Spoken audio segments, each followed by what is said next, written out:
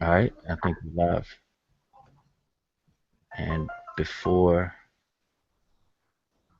okay, before this live thing always gets me, I'm paying attention this Live. time. Just caught it.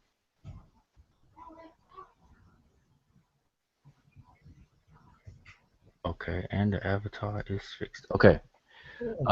ATM Hotep, for those who are tuned in, now we're just getting started.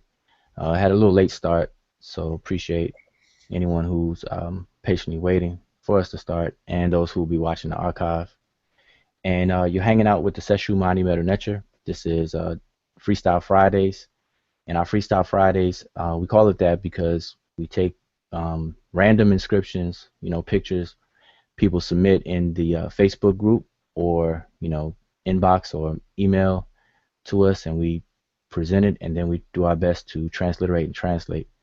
We call it freestyle because we don't use any books. So we don't use the sign lists, we don't use the dictionaries, and we just see what we know off the top of our heads, from memory. So it's a fun exercise. It lets us know how much we've memorized, how proficient we've come along in the language as far as recognizing patterns of words, the signs, and their meanings. All right. So and then you know anything that we haven't memorized, by the time it's all said and done, then we'll finally open up the books and try to walk away with a good, decent translation, so we don't leave, the picture hanging. All right. So with that said, like to begin and introduce myself. My name is Wujao. People, everyone refers to me as Wujao, which is fine. And we have some other panel members. Maybe you all can unmute yourself and just let everyone know who's with us on this Friday night.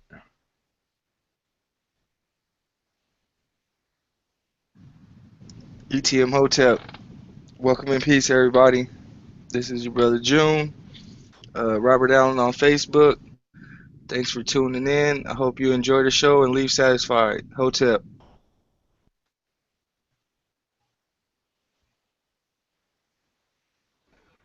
Hotep, this is Tonica, and yeah, welcome to Freestyle Fridays.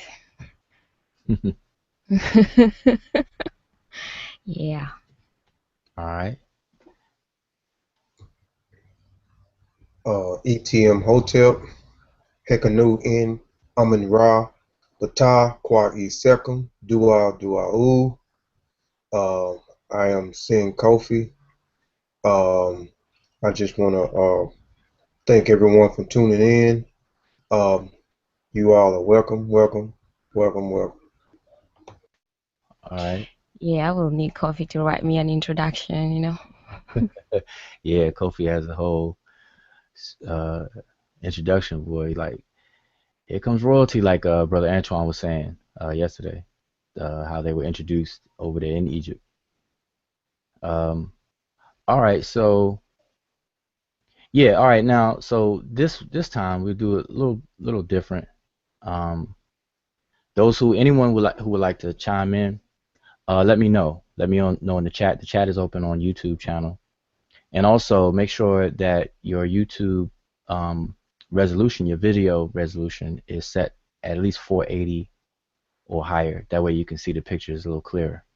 I know some people were saying that the pictures look a little blurry, um, but I believe that's due to the resolution. I'm not quite sure how to default that to a higher resolution. What I'm looking at, it's at 720. So I don't know if that's something that everybody has to do or something that we can do to force that to happen. But yeah, if you're interested in joining the actual hangout, we have slots open. We want to see participation because we've been doing this for quite a few weeks now on our Freestyle Friday and our Divine Words Wednesday. So we've been explaining, obviously we're not giving a whole class on YouTube, but we just go through the method um, and the four steps of transliterating and translating. So Freestyle Friday differs in that only in that we don't use the books. All right. So yeah. So if you want to join in, let me know on the chat, and we'll send you the link. We have some slots available, and or optionally you can just chime in on the chat. You know. We want to see some participation. All right. So now with that said, let's see who we have so far. I see we have say Hotep to Lisa, Hotep to Jehuti Ma'at. Yeah, if any of you all want to join it, let me know. You know we like putting people on the spot, so but it's all in fun. It's all good. All right, we put each other on the spot also, so don't feel bad. All right, but if you come in to hang out, we're gonna put you on the spot. Now it's like, okay, I was gonna raise my hand, but not now. No, okay, so Freestyle Friday. So what picture are we gonna use today? You know, I didn't see any recommendations this time. Usually the brother Sean, well, he's recommended so many. I think he's on vacation from recommended pictures. But we're trying to spread it out and get some other pictures, you know, because I think Sean donated a whole museum and like wow. All right, well, let's see. Make sure we're not missing anything. All right, well, I'll just share my screen. I'm gonna select a picture or pictures. All right, we're gonna see what we can work with. Hmm.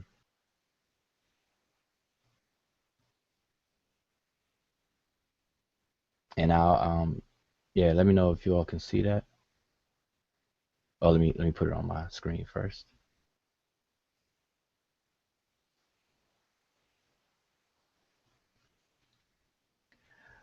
Okay, can you see that? Yep.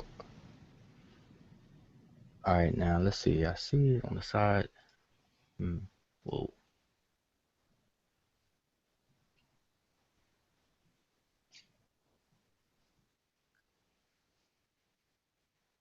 I guess I can't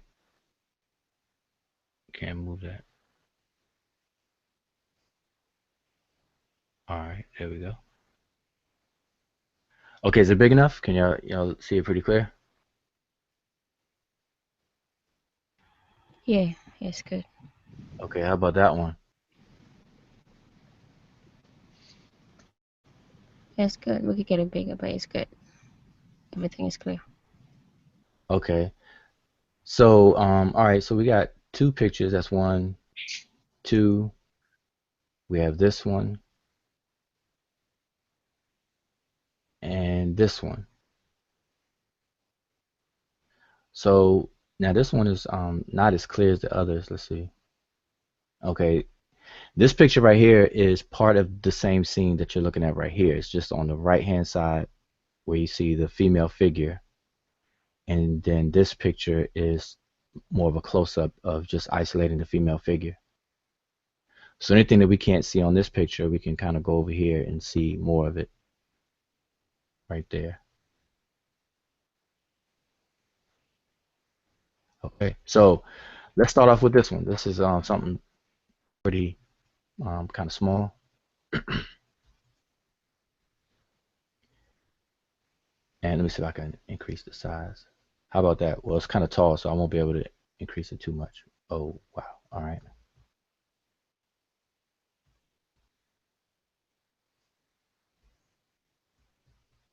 Can y'all see that one good? Mm-hmm. All right. Yeah, I think a little. Yep. Little part of the top is cut off. Let me try and.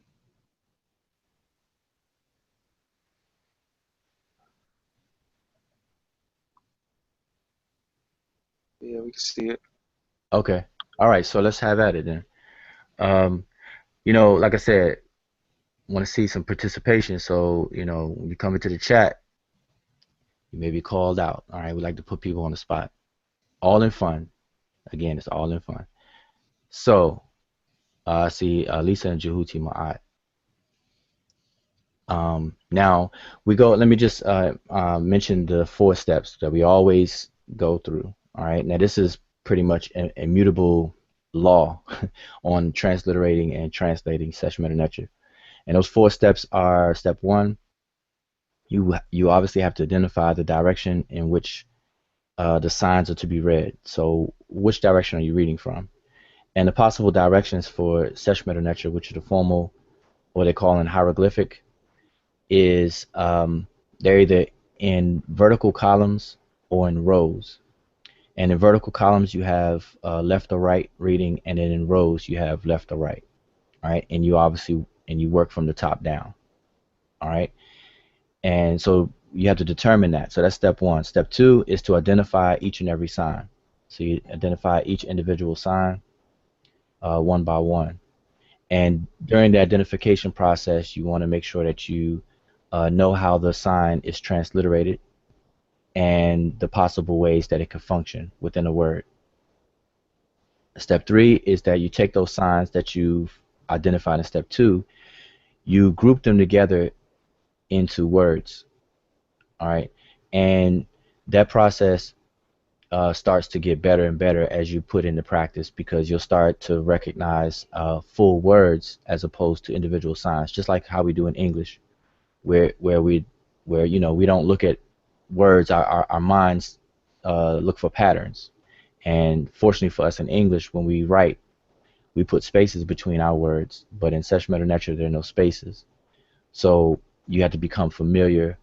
Over time, you'll become more and more familiar with the words, and those signs will be grouped together. And what helps us with that is what's a big help, probably the biggest help, is to identify determinatives.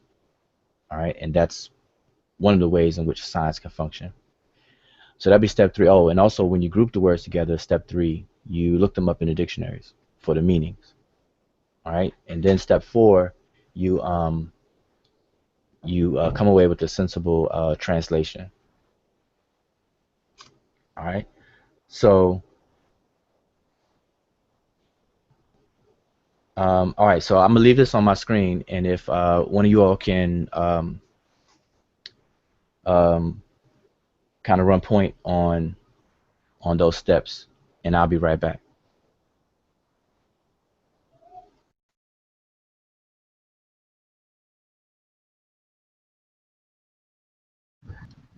All right. Yeah. Go ahead, Sen Coffee. No, you got it. Go ahead. Oh, no, I was just going to start by kind of explaining the direction to read these signs, but Oh, you're gonna take the easy one, you know, the easy step. Go ahead. yes, and I just dump the rest to you guys. But yeah, so as usual, we know that we have to look at it's easier to look at the signs of animals, people, and birds. And looking at this, we can see the seated deity, and then you have the duck, and then there's the seat, and all of that, and also the figure that is included in the inscription as well, and they're all facing right. So we will read from right to left, vertical.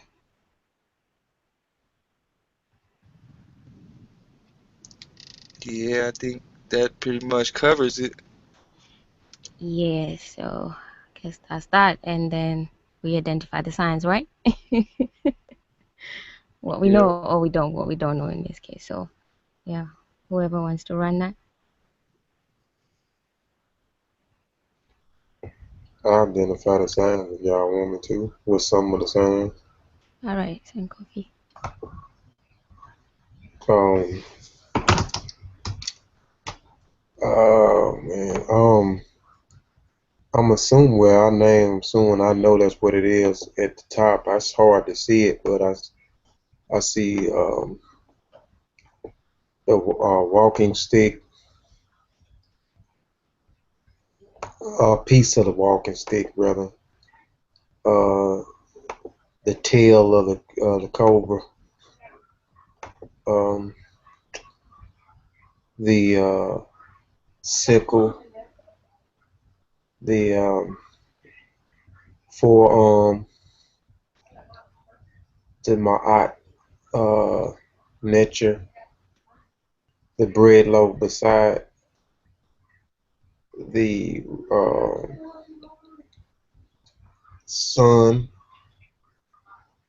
the pintail bird, the fence up under the pintail bird, the excuse me, y'all, the mat, the forearm up under there, the doorbolt, uh, the vertical line, the pintail bird again, the doorbolt, the canal, single slash, the doorbolt, the eye, the sedge plant, the seat, the Shennu inside the Shennu, the sun, the min board. I guess that's the water ripple. Um, I can't tell what's up under there. Inside, I don't know what that is. Inside of June faces. Hold on, let me see if I can. Exactly. I still don't know what that is up under the water ripple. It looks kind of damaged. Um, Where you at the bottom? yeah, the Shennu. Yeah, See the at the Shennu. bottom. You got the min board, the water ripple, and then right there up under the. Oh, yeah, It's that's kind the head of a lion. The head of a lion. Yeah, we search these signs using sign list. That's where we get a lot of information, including the Gardner code and the functions.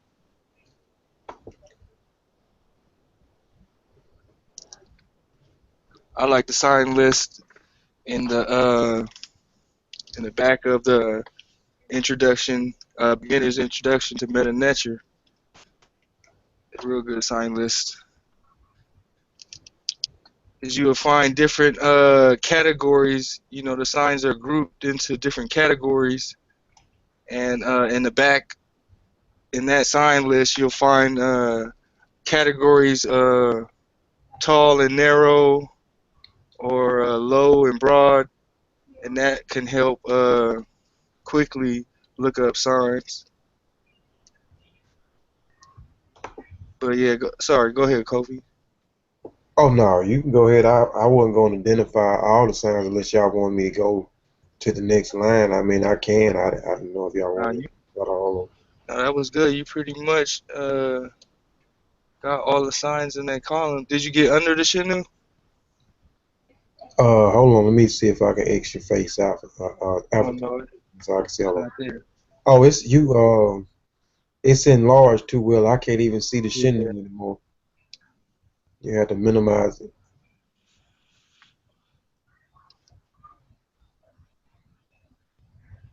yeah. I can identify.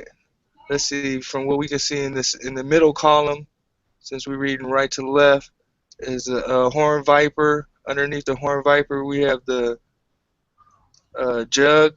It's Gardner code W11, and then underneath that is the raised bread loaf, Gardner code X1, and then to the left of that is the what you call it, the throne. Yeah. So we just go through and identify, grab all the information for each sign, working with the sign list, and that's basically what's going on with step two.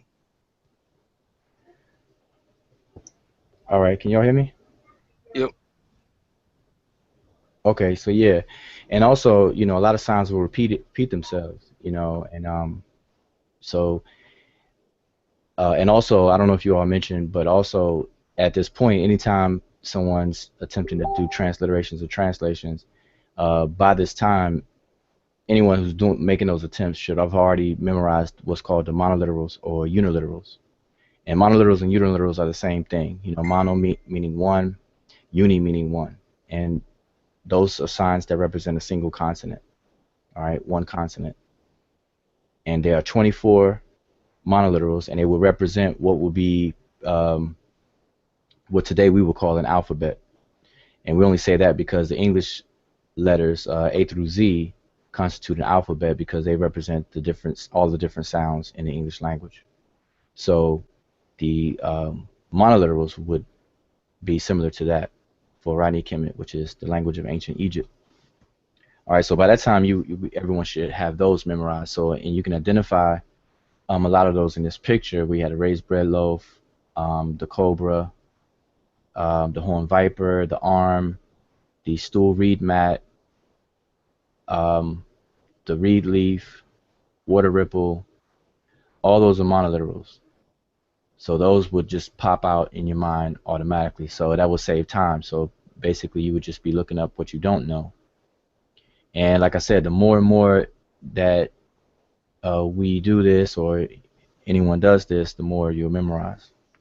And then you'll start to memorize words, groups of words. I'm sure by now everyone should be familiar with this I over the throne and what that represents. Like this duck with the circle behind it. That's pretty familiar, you know. What else?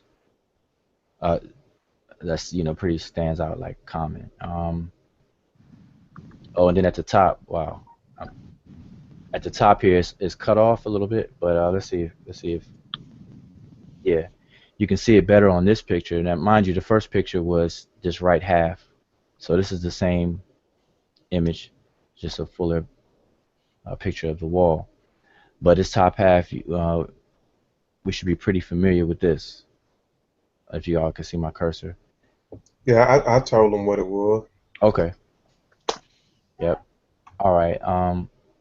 And if you look at this picture in full, you can see a lot of repetitive glyphs. So it looks like a lot, but it's actually not much. You know, not much work. Well, it's kind of easy to say than do because to a beginner, this looks like, wow, okay, there's a lot of stuff going on here. But like I said, the more and more you put into practice, the less um, daunting this will look. All right. Okay, so back to this picture. So we on step 3. Hmm. Okay, yeah. So Kofi, I know you identified some of the signs in this first column, which would be on the right. And any other signs stick out? But we have the this sign here. So, Yeah, that's soft. what Hmm. is Yeah. it? I Mm. forgot what it is. Some type of rope or something, ain't it? Say, Mm, I know it's V something, V1 or something like that. I can't remember. Say. right. Okay. And just for FYI, in the archive, when we give these codes, these V, V like you said, V something, or we'll say G17, G43, G39, M17, things like that. Those are Gardner codes, and those codes help us. Well, actually, the codes themselves come from Alan Gardner, who grouped the signs together in different categories. I believe, June, you already said this. The signs are grouped together in categories based on the common theme of what they represent. So all of the vegetation, signs that represent vegetation will be in a category of M, as in Mary, and then they're in a sequential number. So M1, M2, and so on. And then you have, A would be man and his occupations, B would be women and occupations, D would be parts of the human body, and so on. So when you hear us say V or whatever, then those are the categories. And each category has a theme.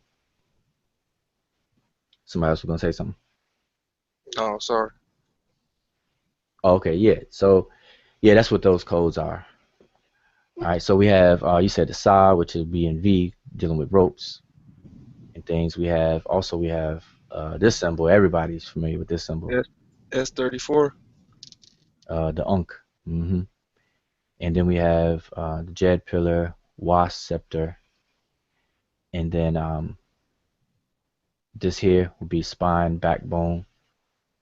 This sign here will be a heart. It looks like a jar, it looks like a container. And then this will be part of vegetation, so you know this will be an M, M something, and so on. All right, so now, okay, so now just jump to step 3. I don't leave anybody in the chat out, so check out what's going on in this chat. Okay, yeah, I'm gonna repeat because there's some people that are in here now. Hotep to everyone that joined in. Christopher Withers and Sean. Yeah, like I said, if you all want to hop into the actual hangout itself and participate, let me know or let us know. All right. Forewarning, we will put you on the spot. You know. All right. So it says send the link. Okay. Yeah. See. There you go. It says send the link. Like I don't mind. Put me on the spot. Put me on the spot. Yeah. That's what I'm talking about. It's called Freestyle Friday. Yeah. Freestyle Friday. It's all So, It's fun. Let me get the link for you. But yeah, when your someone wants to continue while I do this, I'm gonna send a link. well, those last signs we just went over, that's kind of behind the figure. Those are real common in these type of pieces. So once you get familiar with those, along with the monoliterals, you'll be able to break something down like this, quicker. Mm-hmm. Uh, so for grouping in this first column on the right hand side, we know we have the Jed Medew in formula. So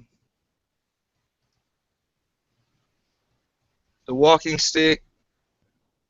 Well, first we got the cobra. That's going to be transliterated capital D D Jed for work, and then the next one is the walking stick, transliterated MDW. So we got Jed Medew. The next grouping will be the next two signs, both monoliterals. First one is M17 relief for transliterated I. Underneath that is the N35, which is the water ripple, transliterated N. So those two will be IN. So we got Jed Medew N. Underneath that, we have 1, 2, 5. The next 5 signs will be grouped together. We have the sickle, which can be biliteral for M, capital A. Underneath that is the forearm. That's transliterated A. And then the bread loaf right before the seated deity, which is a determinative. And determinative, help us with grouping, with most of them being at the end of the word. So right here we have M, capital A, lowercase a, T. So far it's Jed Medew in Ma'at. And then the next 2 would be grouped together.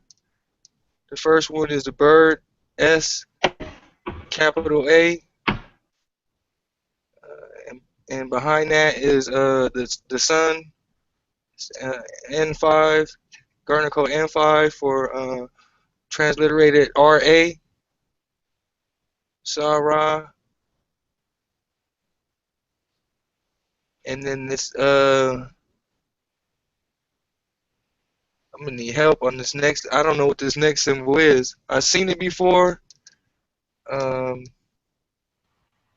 I don't remember the name, but it's the one for Seshew, something like that. Receive. okay. So, okay, transliterated lowercase s, capital S, P. So underneath that we have the mat, which is probably the phonetic complement on the sheshep. Is that how you say that? That's right. Shazelle, Okay. And then S-Z-E. okay, and then is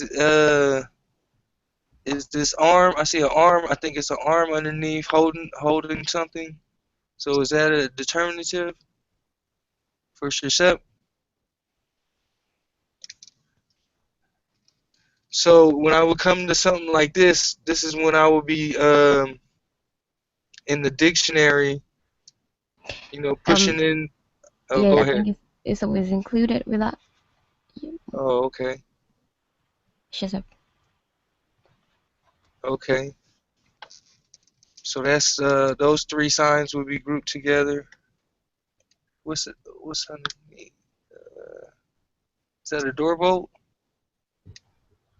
That's what I think it is. That's what I said it was. Okay, That's what I identified it as. that might be a pronoun. So I would probably I would just keep going. See the bird with the single stroke. So that's a grouping right there. And another doorbolt, which is probably maybe the pronoun right there, or the suffix pronoun. Underneath that, we have the canal with the stroke under it, with another uh,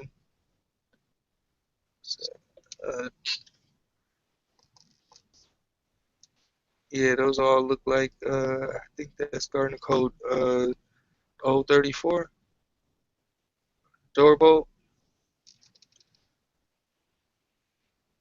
Okay, and then it'll go down. The next three signs will group together. We have the eye, the Sioux plant, and the throne. Oh wait, hold up.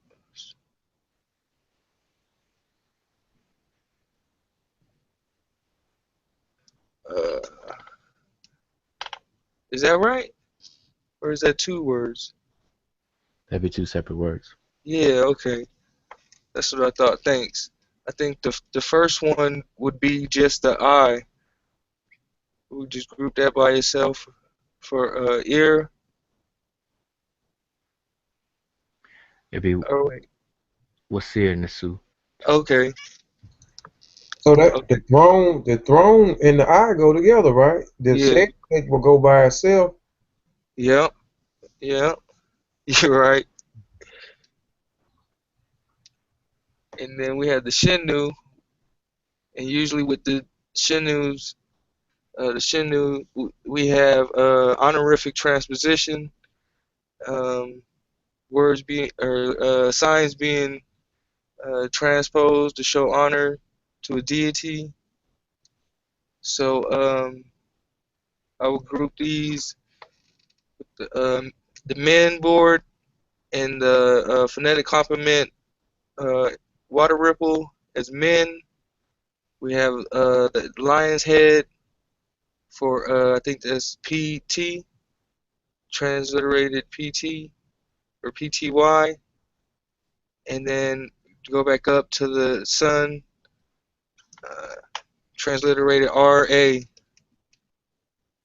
Min Pitsy Raw, and then underneath that we have two words. The first one, uh, platform for Ma'a, capital A, and the one underneath that is Karu. Is a or transliterated XRW. I hope that wasn't too choppy. Mm-mm. Um, and you know, and because the way we're doing it right now, you know, can combine step 3 and 4. Because step 3 you would be looking it up in the dictionary, which we're not doing, and in step 4 walk away with a sensible translation um, from the source language to the target language. You know, let me shrink this back down. And also, you know, something to always keep in mind for those who be watching the video archives, and hopefully, you know, people are learning from the videos. Even though it's a Freestyle Friday, it's a learning exercise and it's fun. But other people are finding it informative. And I just want to say that um, trans transliteration and translations are different, and there's few people that may get them confused. When you transliterate, you're dealing with script, and when you translate, or transliterations deal with writing, and translations deal with meaning. So to transliterate from one script to another is is essentially what you're doing. You're taking from the source script. In our case, is the beautiful pictorial script.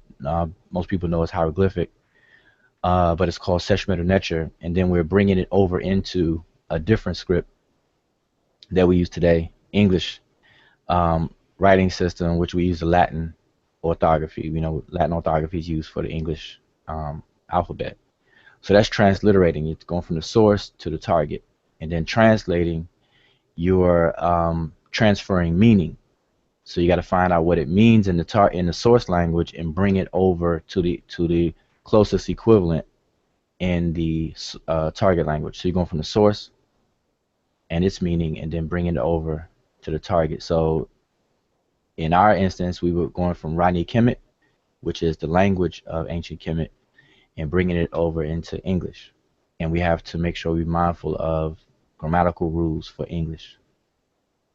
All right. So I just want to kind of reiterate that. And so when we're doing step 3 and step 4, as far as freestyling, like we're doing now, we kind of combine those two steps, which is what, oops, I keep doing that, which is what you were doing. So, okay, so you said, okay, in case it was choppy, um, can you just go back and see if you can just give a fluid breakdown, fluid translation of what you see so far, what you've done so far? Yeah, I would still need help at the shep part. You have a definition for that, Sinette? I know Yeah, one that's definition is to receive. yeah, that's correct. Oh, okay, so it might You be. ain't the only one now can do this now. Come on now. That's what we here for, man. Uh, That's right. yeah. So I would have something like words spoken, words spoken by my aunt.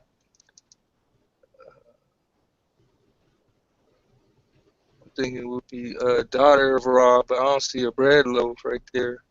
Because usually we see the Sarah for son of Ra, and then for the Sheshep S, she received, or is that what you said? Received?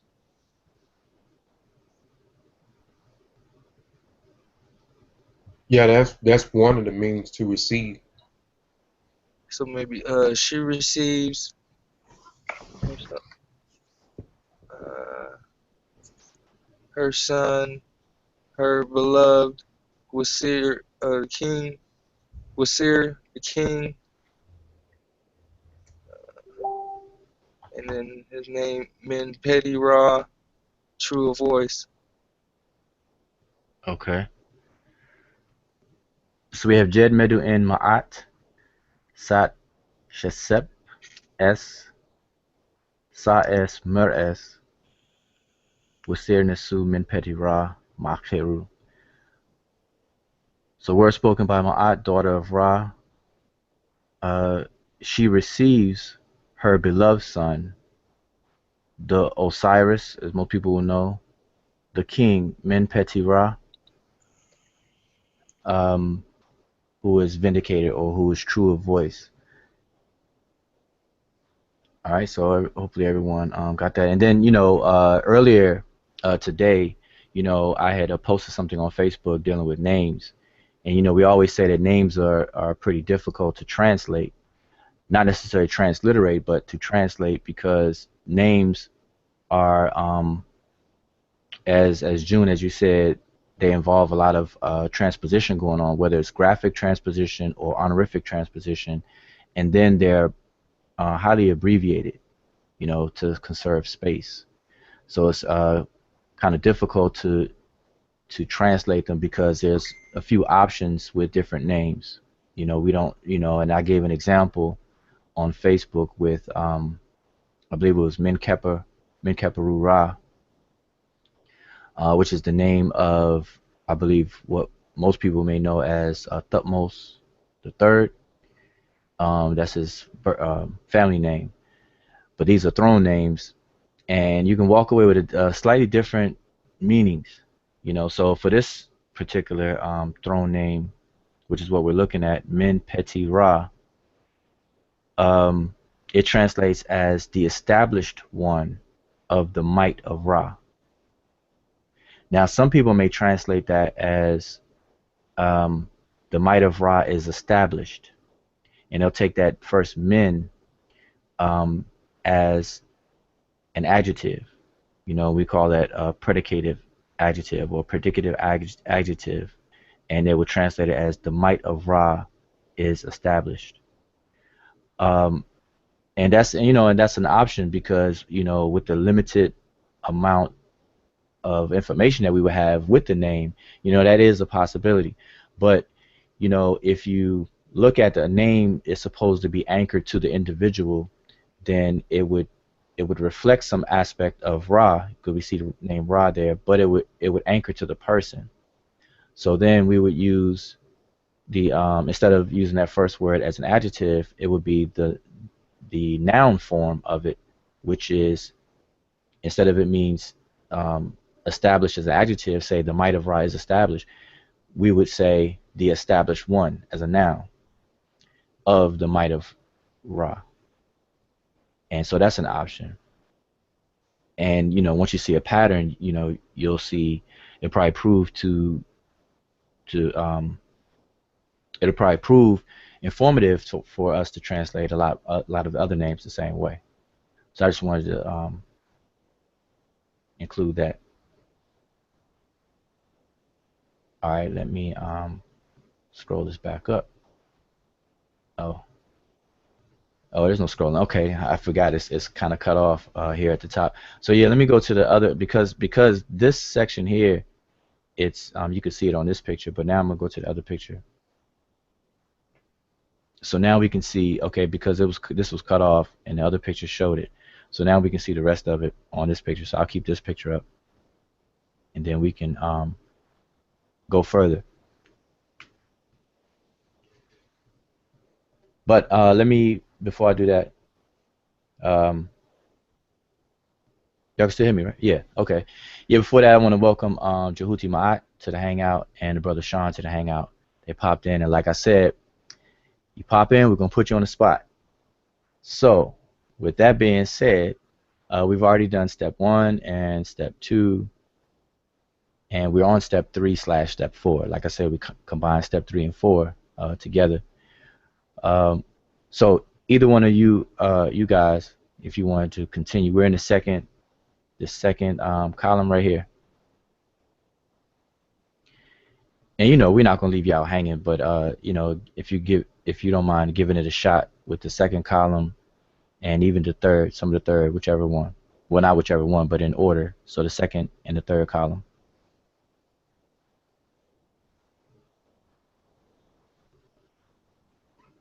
So don't unmute your mics all at once now. Yeah. It got quiet. Hotep, Hotep. Hotel. Hotel. ETM Hotel. Sean's like, well, Jehudi go first. All right. He unmute his mic. I unmute mine. Oh, I was plugging my laptop up. Mm-hmm. Uh-huh. Okay. All right. Let me send this brother Christopher Withers.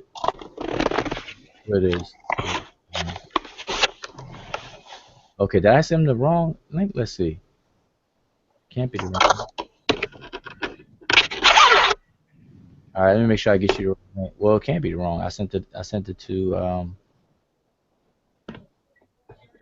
type it up. Try this one more again. One more time. All right. All right. So Christopher, I sent it to you again. Hopefully that's you should. I don't know if you have a problem, but okay. Yeah. Either Sean or Judy. If you give it a shot, second column above. Now, okay, let's back up a little bit. Um, now, uh, Kofi, I know you said you mentioned the Jed Medu in, being one of the formulas because it's used so much, and we should be familiar with that. But Jed Medu in that formula, there's two variations of the same formula. You have Jed Medu in, which means words spoken by, and then you just have Jed Medu, which is words spoken. And the difference is Jed Medu in will usually come before mentioning of a name of the person who's doing the talking, speaking. And then Jed Medu by itself is usually preceding what is said first. And then after what's said, then a person's name may be tacked onto the end of that. So it's basically where the name of whoever's speaking is placed. So Jed Medu N is usually before a name of the person speaking. And I bring this up because um, the Jed Medu N formula is a very big help, probably one of the main helps of us identifying the figures inside of the different scenes. So, like for example, I believe even Wednesday, the brother Antoine, and some of the pictures he showed a picture of Osset and a picture of Nebet Hut or Nephthys, and they look alike because both of them wore the solar crown, the solar horns, the sun with the horns, cow horns, and both of them look alike. They had the same headdress and everything, but they were different because you can look right next to them where it said Jed Medu N Nebet Hut and Jed Medu N Osset, so you know that they're two different figures. So in this case, we have Jed Medu N Ma'at. So now we can identify, and she's pretty easy to identify because the only other Netcher or Netcheret that wears the feather similar to this would be Shu. And so it's not too much confusion when dealing with Ma'at. But in case there was, we can confirm it because it says Jed Medu in Ma'at, word spoken by Ma'at. All right, so just wanted to point that out.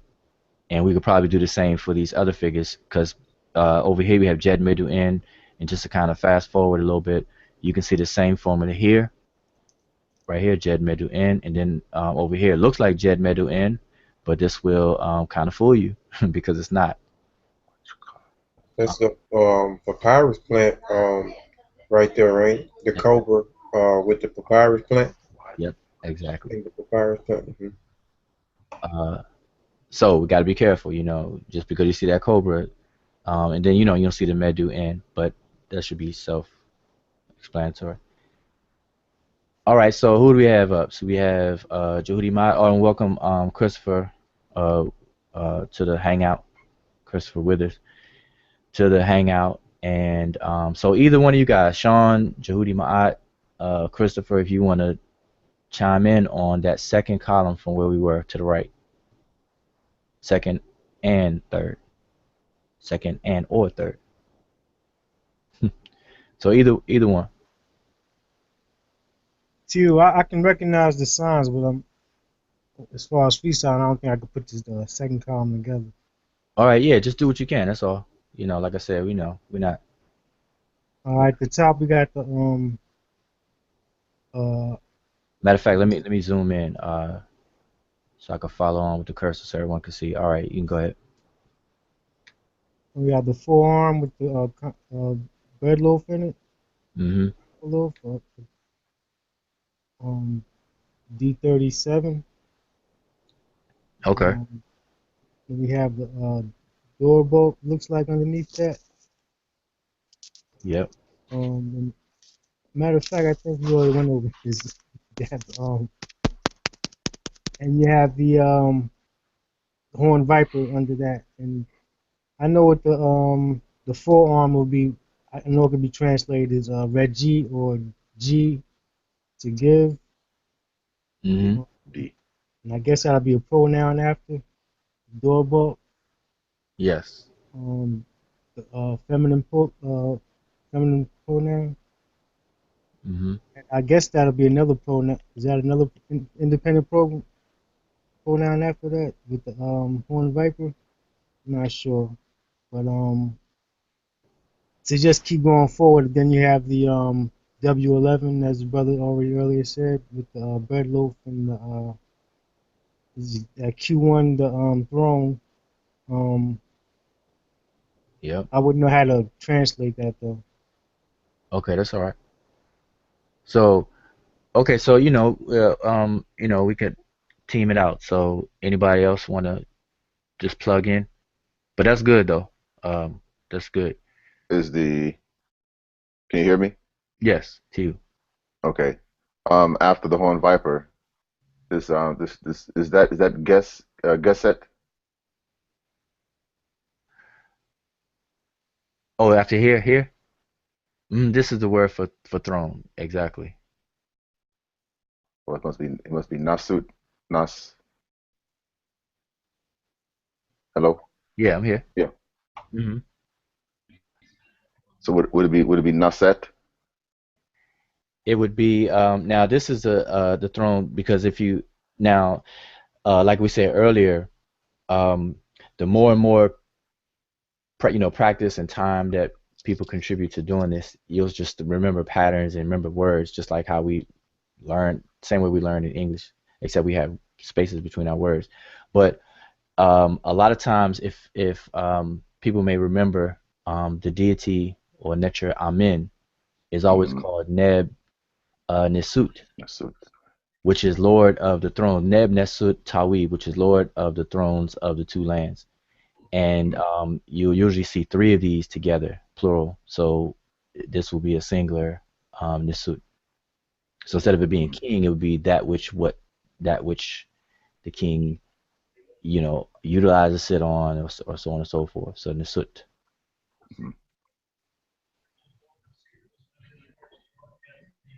So yes. Okay. hmm And then okay, so that'll be the second column. Then Oh, hold on. So what? So it would be cassette. What he just said, and not in a suit, right? That's Yeah, I pluralized by mistake. First, right. First, I said Nasut, but there is no U there, so then this next time will be Naset. right. Right. That's what I was trying to get this step. Steps. Okay. Yeah. That's right. All right. okay. So now moving over here. Now, mind you, also always like to point out that um, these columns are divided by these lines for aesthetic reasons, but these lines here to divide the columns, um, they don't necessarily mean that that is the end of a sentence or the end of a word, because a lot of times in these inscriptions like this, they'll partition a word, they'll break up a word, similar to how we do when we type. When we get to the end of the line on the right hand side, we'll have to hyphenate a word. For some people do that, where they hyphenate a word to continue on the next line. So that means you're breaking up the word. So this line doesn't necessarily mean the end of a sentence. Sometimes it happens to be that way.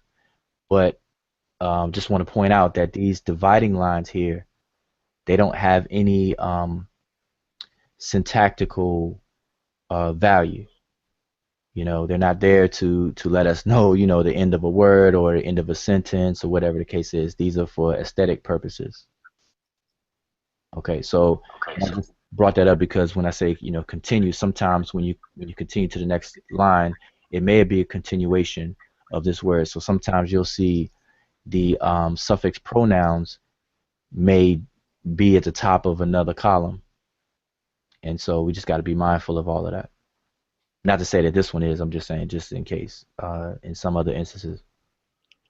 But yeah, so we can go through to the third column. And I'll just follow along. So whoever wants to continue. Just so I can slow it down for the people listening. I see you got the word Neset. Now, can you just explain how you got the word Neset? Really, like is the star jan? What is excuse me the jar stand? What is that? What is its function? What is that functioning as? Would that is that giving you the word Neset? Is a logogram or Are you asking me or would y'all? I don't know anybody can answer it. I just wanted to make it clear because I couldn't recognize it at first, so I just wanted to make it clear. Okay. Well, this word here, this sign right here is the determinative for this word. This word here we transliterate it as ns and then t. So we have neset. And mind you, I also want to make this clear that our pronunciations when we say words like neset and hotep and even ma cheru and all of this, these are just conventional pronunciations. They're not meant to be historically accurate. No one's claiming or has ever claimed that these pronunciations used today are historically accurate. But there is a project underway to take care of that. Definitely want to let everyone know that. But so when we say neset, it's just basically putting a arbitrary e in between each of the consonants. So n, as far as how I'm pronouncing it, Neset, but it'd be nst as far as the transliteration. And this will serve as a determinative. So it means the throne. So neset would be the throne. And if it was more, like I said, in the epithet of Amen Ra, is usually it will say Amen Ra Neb Nesut Tawi, which you'll see three of these jar stands together, which will pluralize. So to be Nesut, so you add that W before the feminine marker. So you have the Nesut. But we don't see that here, so it's just Neset. All right, and it means throne instead of Nesut would be thrones, plural. So we would say like Amun Ra, Lord Neb Nesutawi, Lord of the thrones of the two lands. But in this case, we just have Neset, throne. So hopefully that Wow. okay, all right, no problem. So yeah, we can continue down, and I'll scroll. I just want to keep it kind of blown up so everyone can see it on the YouTube. Anybody else? Even identifying, like for example, this group here, this should be very, very familiar. We'll see. hmm Okay. You And want me? okay, sorry, go ahead. Did you want me to go down this column? Oh yeah, yeah, and yeah, go for it. Uh, I'll follow you. all right. There's a bread loaf at the top. Yes. All right. Guys, go on the codex one. But you have as you can see, the horn viper again. I9. You have the eye. You have the uh, throne, and then you have the seated man with the long beard. I think the long beard. I think that's like A40. hmm You have the I-10 Cobra, the Brelov again, which is basically the signs coming up to be like J Medew, and I think that Did I skip the? Oh yeah. And then you have I believe by her feather, you have the sun, right? Then behind that is that was it like Z1s? Hmm. Okay, so let's pause here. Anybody want to comment about this before I like to give everyone I appreciate the try, Sean. Thanks for welcoming peace to the people who came in this June, and I just want to say, nice try. The only one I seen is the what you call the sun behind her feather. I think that's the set transliterated SP for for Ah, for times. Yeah, I don't know the Gardner code offhand, but yeah, usually when you see it with like a couple strokes behind it, mhm. that might be a clue. But yeah, it kind of does look like the sun. But if you look at all the other suns, they're a Yeah, different dark. color. Yeah. Yeah, so that'll help. So yeah, is it saying a tef is the first word? A tef? What it is? Yeah, a tef with Oh, seer, jed, sep. Oh man, I forgot how you say two. Oh man, Sanu. Senu. yeah, yeah. A tef with seer, jed, sep, senu. So it's father was seer forever. Say it two times, something like that. All right, must repeat it twice. Yeah. forever, forever, for eternity, eternity. Yep, and I knew that Kofi would definitely recognize that because in his intro he'd say, "Welcome, welcome, welcome, welcome."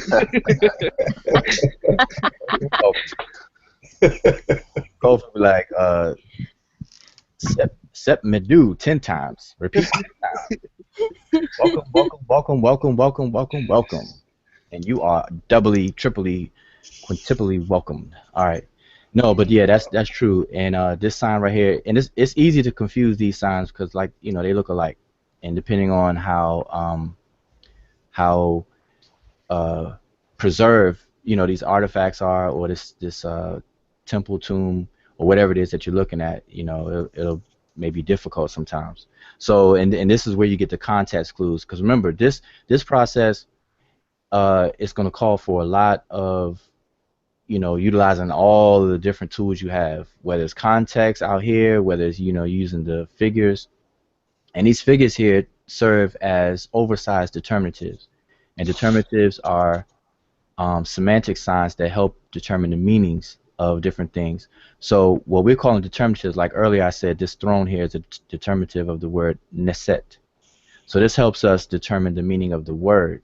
But when you see these large figures here are not word determinatives, but they're a body of text determinatives. So it will help determine the meaning of a large body of text, not a specific word, so to speak. Okay, so just keep that in mind. So this helps us determine who's talking and so on and so forth. So this is Ma'at. So she's like a oversized, extra large determinative. All right. So and like I said, determinatives deal with semantics, which is meaning. All right. So you have to use all these different clues, and you'll realize that the sun really wouldn't make sense right here. Ra or whatever. So it's through a process of elimination. You'd be like, okay, well, I thought it was Ra. Let me rethink that. And then you go down the line. Okay, is it a placenta? Wait a minute, because placenta looks like this as well. And you're like, okay, well, the placenta's not going. What's a placenta by itself? What is that? So and then the only other option you'll find out, even if you got stuck, once you open up the sign list and everything, you'll find out, oh, this is sep. This is the same word they use in septepi, which means occasion. So septepi, which means the top or first occasion, and that's like the sacred time of the start of everything. you know, Zep Tepi. They usually transliterate this as ZP, or some people, SP or ZP. And we have twice, which means occasion, or perform this twice. So you're saying this twice. And then you said someone said a tiff, but it's really eat, which is be it. We have this reed leaf that's missing, but it's usually eat. But this is the common form of the word for father, eat, which is the word for father. All right, so just this alone. So now we know we kind of broke it down, but let's give a more fluid translation of these two columns together. Anybody have a more fluid way of saying it? She gives to him the throne of of his father Wasir forever. Say it 2 times, Okay, right. something like that. Mm-hmm. Okay, so yeah, and so that's it. All right, so and then we can go down here and identify. Jawu, Yes, T. I'm sorry to interrupt. I have a question about grammar. Can you go back up right? Where you have DSF. Right. Mm-hmm.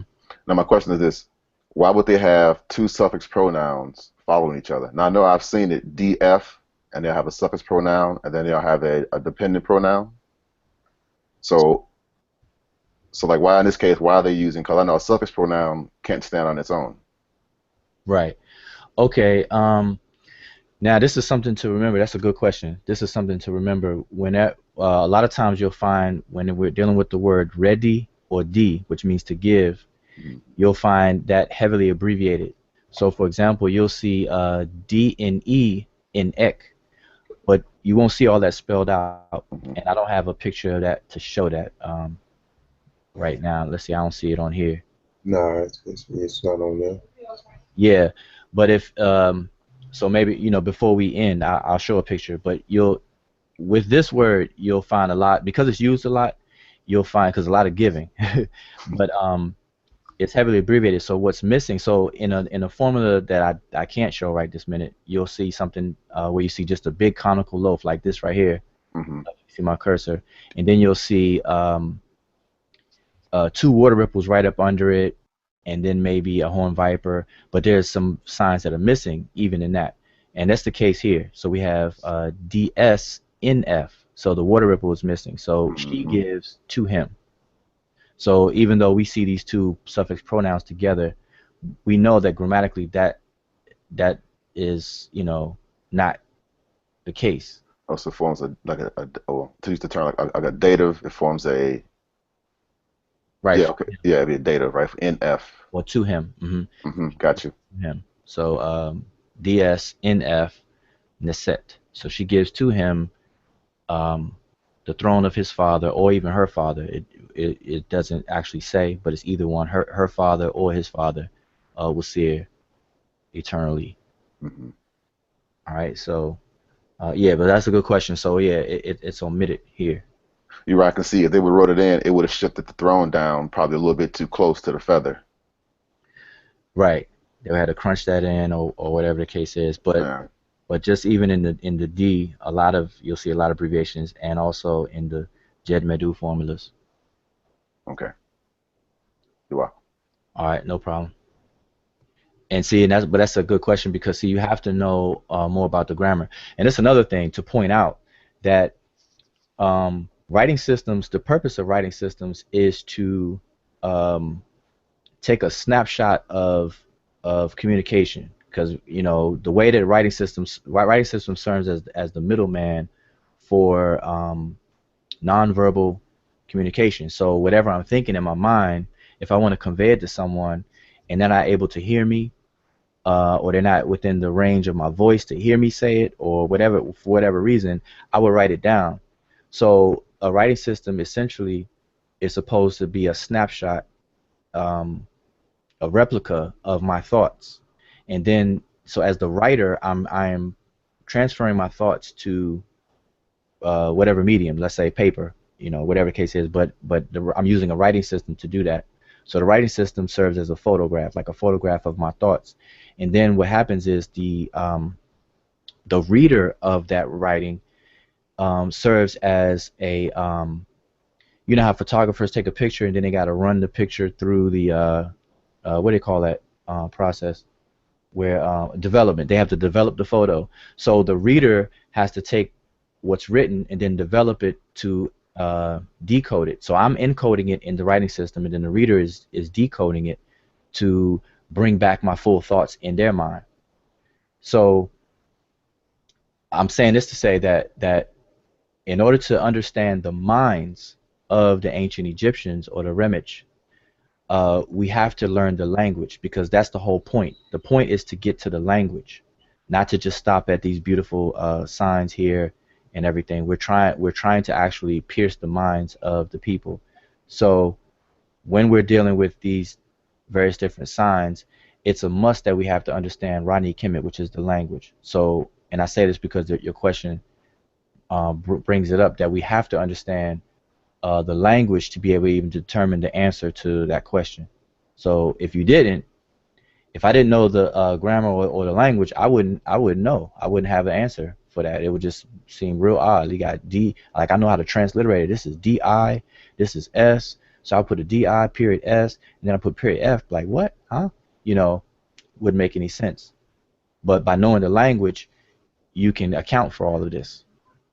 All right. So I just want to kind of put that in. Yes, that was a great question. I get caught up on that a lot.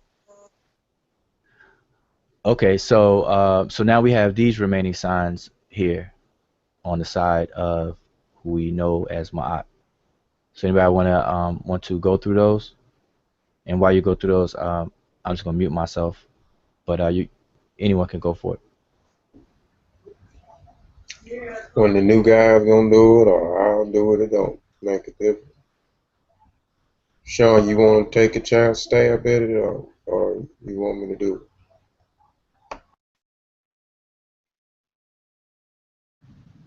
Come on, Jehudi. I said, come on, Jehudi. I'm telling you, because these are, like I said earlier, these is ones you guys are gonna get familiar with, because you're gonna start seeing them in like most of these type of pieces. You'll see these symbols, Mm-hmm. and most of them, at least the beginning of them, they're working as is that logograms? They're just one word. The sign just means a word. Yeah, I can Okay, so tell you right off the bat. I don't know the first one. I know Ankh is life. Jed is stability. Was the Waset was or Was? out. Dominion. I know that's Dominion. Mm-hmm.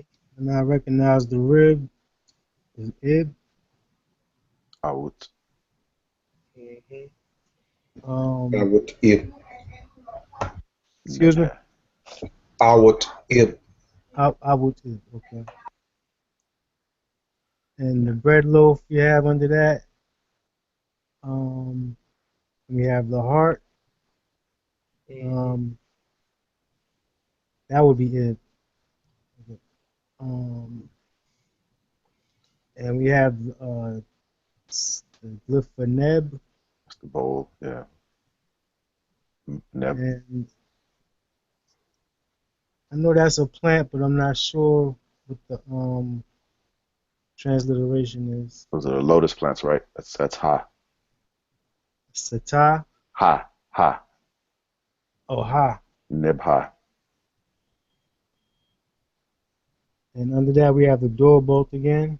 034. Oh, I can't see that far down. How do I shrink it? It looks like. All right. So how we doing? Yeah, we got through it except for the first one. Is the first one? It's hard to see. Is that a Sa? What is that? It's hard for me to see the. Yeah, that's what it is. It's soft. That's Sa. Okay, yeah, because it's hard to. There we go. Okay. Yeah, good job, Jehudi. Yeah, you have most of them. Wow. Appreciate that. Yeah. But yeah, like you said, the first one is Sa for protection. You had the Ankh, the Jet Pillar, the Stability. Yeah, the Wasp, Mm-hmm. Dominion, and then that was the ribs with the the T. That's Out for and then Out, and then with the Ib, you had the Ib. That's for pleasure. I think that's like pleasure, joy. Yeah, joy and pleasure. Uh-huh. Yeah, but I think Joy and all pleasure. Mhm. yeah, but sometimes though when they have out ib, it means like long of heart or big of heart or because au means No, long. Yeah, it's the yeah, same thing. Happiness, like when you're happy. Yeah. I was just translating it. Yeah, Yeah. literally. But yeah, you're right. Absolutely. yeah. I think that's that what do you call it? Figurative speech. Joy, yeah. Hmm. Figurative speech, and um, yeah, you'll find that in a lot of the words that have ib in it. Okay, so yeah, that's good.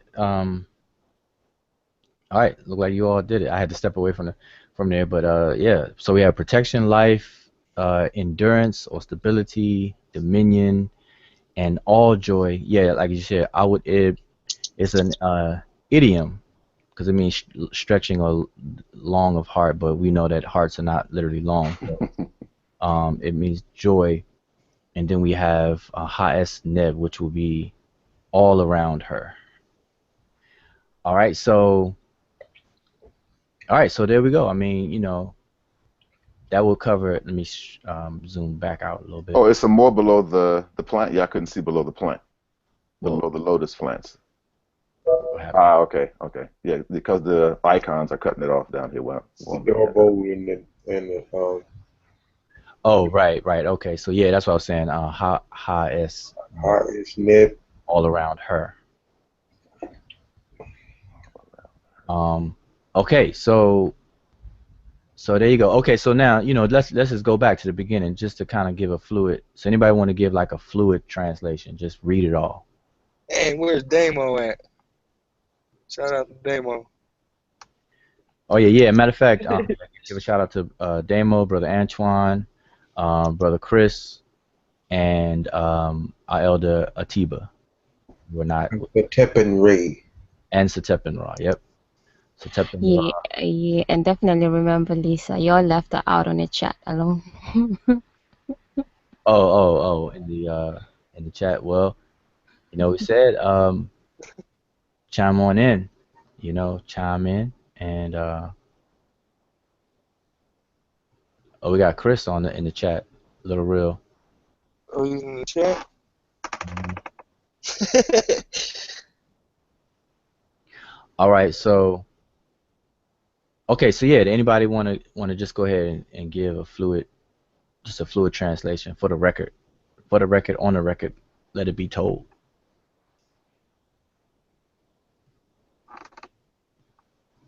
You probably gonna have to move the picture back over some or see it's cut Oh, out.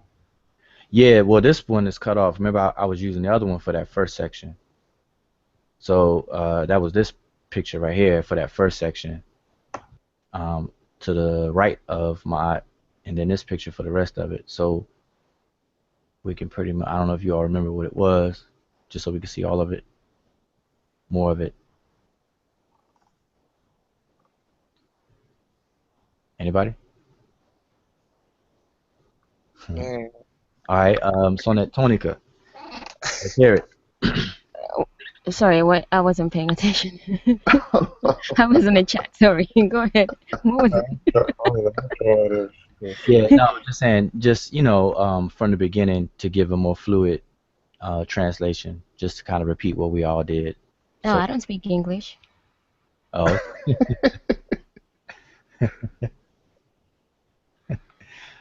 yeah, but we need a fluid translation.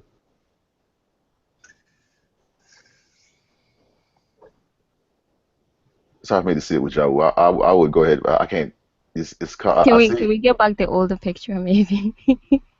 I see word spoken. Word. Okay, I'll switch it over to this one here, so we can get that first column. Okay. Y'all see that?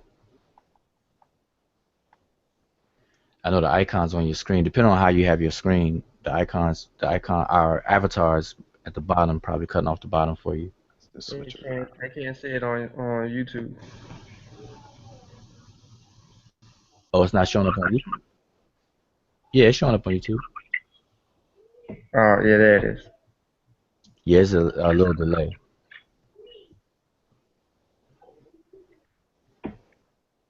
I mean, just the English. So, all right, I'll just say it. So we have words spoken by Ma'at, the daughter of Ra. She welcomes or receives her beloved son, Wasir the king, Menpeti Ra, true of voice, or vindicated. And then I have to go back to the other picture for the rest of it. She gives to him the throne of his father or her father, Wasir, of eternally. And we would say that twice. They have protection, life, stability, dominion, and all joy um, all around her. And that's pretty much it. So now let's move over to um, this section. Well, let's go over to here on the left. Let's just skip this middle section. Now, the reason now, earlier, our first step is to identify the direction in which to read the signs. So we see the signs are facing to the right. That's why we read from right to left in this instance. Over here, we see the signs are pointing into a different direction. Why? Because we see, as we always point out, the easiest thing to recognize are the birds. But you utilize as many signs as you can to try to determine the direction that they're facing. But the birds are a big clue because they're distinct. And some signs don't have a direction. Like this circle, there's no direction to that. The mouth, there's no direction to that. This standing column here, there's no direction to that. So certain signs won't have a direction. Water ripples, they don't have directions. This men sign has no direction. This mess tied animal skins don't have a direction. So anyway, so certain signs won't have a direction. So you utilize all that you can. And like I said, the birds are the biggest thing, the first things that you'll be using. So these are facing to the left. These were facing to the right. So this inscription and this person is facing to the left. So you can see this matchup here. So when I say skip this middle section, this is what I mean. So we're going to skip all of this and then go over here. And we see that the signs pick up again going to the right. And we start off with that same formula over here. So let's try to walk through all of this right here. So I will leave it at that. So whoever wants to start on this one, on this section. Were you at Saber, right? We right in the new Dejed Meadow formula? Right here. So we're gonna go from here all the way to the left. So 1, 2, 3, 4, 5 columns. I'll try it. It's Dejed Meadow in Neferet. Well, let me I can blow it up a little better so we can see it. There we go. Dejed Meadow in Neferet Tim. Demo. Neferet Timu. Nefer Timu, I think. Yeah, Neferet Timu. I see the sledge. I can't remember what that is up under it, but I know that's the M. And then the coil chick. So would that be Neferet Timu? Nefer Timu, yeah. I think Timu will be starting from the raised bread loaf all the way to the Or maybe, seated deity. or maybe even Itemu. Itemu, probably. Yeah, you could say Itimu, but yeah, that would be fine as well, I think. Timu. But I Well, guess I mean, how you get that? I see Neferet Timu. Nah, the T don't go with the Nefer. That's what she's saying. Right. So the Yeah, and bread I loaf, think the reed leaf is omitted or something. But so the bread loaf, the half of bread loaf was gonna go with the sled. You saying? Dew. yes. Mhm. Okay.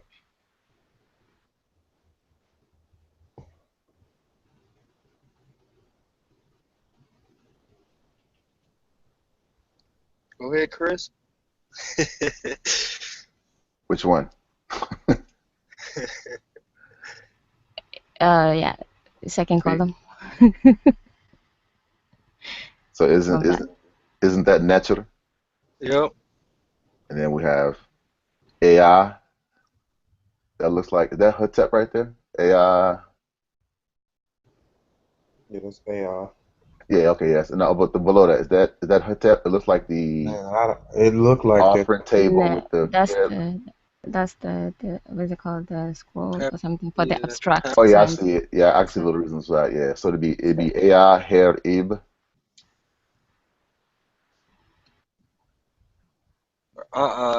I know that column at the top is transliterated small a, capital A. Yeah, he said, AI. yeah, he yeah. said, I guess it goes with the nature art, so it just yeah. kind of continues to that column. Phonetic complements. Yep, you have it here. Ib. Yeah, okay, yeah, hair ib. I can't make that one out. What is that? It's hard to see this after the hair ib. I think that's the sign for ta. Yeah, Just Is that a that's top there? that's land. just Ah, yeah, ta Jesseret. correct. Mm,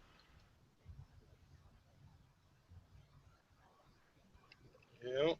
that's it.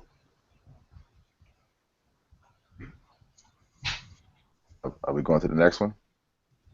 Yep. Yes, What's that papyrus? Let's see the cobra. That's yeah. I don't know that's the what that. word. That's Sawaj, is that Who? wedge? Sawaj. So wedge, Wedge. yeah. Oh, sorry, it's like word. Yeah, like protection. Like what is it called? No, go ahead. Just read it because we don't want to skip steps. Okay. Sorry about that. So we should have so that should be wedge kaul. Now is that it looks like an I there, but I'm gonna say that's quati. That's not the head of an animal, is it? It looks like an And I right there. yeah, what is that? X is it XMT? I can't remember exactly what that. Quat. Is that quati? What? Kenti. Is that maybe Kenti for Hanet? Oh yeah, Hanet. Is that it? Hanet for Is that a head, what is this thing here? I forgot what that is too. What it's called? I know it's a face and a nose, but I don't know what. I forgot what it's called. I wanted to say Kenti, And but then Manu. So that is a face. So is that an eye right there with an eyebrow? Yeah, it's an eye and a nose, but I forgot exactly what the description is of it. I forgot. I think it's like a side of a pig's head or something. That's a Uh, pig. no, I think that you find on the human section. Body Yeah, Oh parts. really? yeah, it's deep. Yeah, It's man. deep. Yeah, it's deep dark. Oh, come on. No, man, But they I don't have just any forgot No, what. pigs. for real though. Yeah, They don't have Don't any play with pigs, me. man. Yeah, No, no, that's no. not in the Yeah. B section. It is on the D section. That's the Are Hanet. you serious? Oh, Yeah. okay. Okay. And you said correct. go to bed, Bryce. Let me see that. That's Hanet. I think Oh, is yeah. Hanet. Okay, Hanet. Hanet. Yeah. Okay. And then I last know. part should be what Manu. Is that Manu?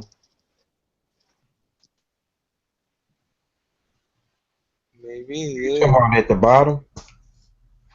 No, the sickle with Right. the three new bowls.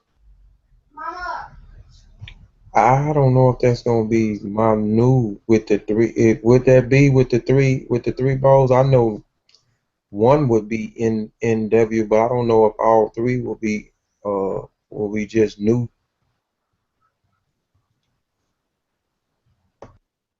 Then that last one is cassette, right? Or wait, no, that's a place. So no, so you don't read that. That's a classifier, right? Yeah, One for at the S color. bottom. Yeah. Yeah, Correct. Correct. Mm. that's a classifier, right? So Mm. think somebody drew a face on that. I've never seen that. Yeah, but it does look like a pig's front face or I thought something. that's what it was. The sign of a animal's head.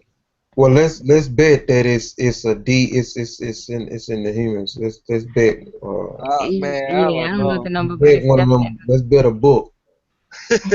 I, I know. I want to open my book right now. I think that's just But graffiti. I've never seen a pig's head in none of the animal signs, man. I've never seen a pig's head. yeah. But the first one was Todd. The first one with that determinative was Todd Descharet. So this one, Hmm. would you say Manu? Yeah, I was saying that it's Manu. Hmm. Well, that's what I'm saying. Would that be Manu with I, the I with don't the know. with the three bowls? That's why I'm asking. I know if we had one, maybe it would be Manu NW, but I don't know with the three. It could be though. I don't. Yeah, it could be, but I don't know either. But it could be. All right. We should just keep going. The last column is at the neb. Yeah, Neb in hehe, etwa. maybe Echo, Nehe. Echo, Yes, nehe, excuse me, thank you. Neber, the jet. mm-hmm. Jet. So we have neber, nehehe, hekwa. Jet. Yeah, that's good. It's really good. That's it. Anybody got a translation? Let's go back here. So Would it be the? Go ahead. I'll let you do it. would the first one be words spoken by the beautiful Netcher Itemu or Atemu? Would that be? I think, That's a whole name. yeah, that's what I was That's the gonna whole say. I name. think You that would might Yeah, be have a whole Yeah, name. that's the whole name. So that's Because, just because anytime you, like he said, when you see the JED formula, it's always going to be a name behind it. So that's a full name. I guess that's who the guy with the plant on top of his head. That's him. That's his name. Nefertemu. yeah, and if the nefer was being used for adjective, usually we'll see that after the noun. But like you said, usually after the Jed Maduin formula, we see a name. So that's what I was thinking too. Yeah, but is it the name of a Netcher because it has the little Netcher classifier there, right? Yeah. So that's why I say it would be the full name. It would be Nefertimu. Words Hmm. spoken by Nefertimu. And then you'll go on to the next line. And after that, it has Netcheru or Netcher, excuse me, and then it has the classifier again for a ancestor, right, or a deity, right? Right. Ancestor, elder, nature. Yeah.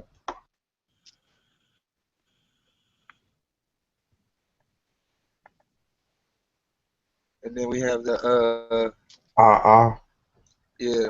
which it would be great divinity. Hmm. yes. So is that great what? So how you translate that? So that's great what? In heart or of heart or? Nah, No, no, like I no. was. He's saying the great comes with the nature, so it's like the great divinity. Oh, okay. All right. So, where are we? Okay, you're going back over. We already identified pretty much in everything. Yeah, we did all. They did all the line. All right. So, Yeah. The Chris already transliterated, so he's just translating now. okay, and you're right here. But here, Right. all right.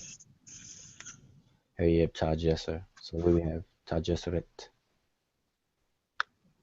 So Hiri-ib is a common idiom in the language as well. It means chief or to be in charge of, to be, or actually dwelling in.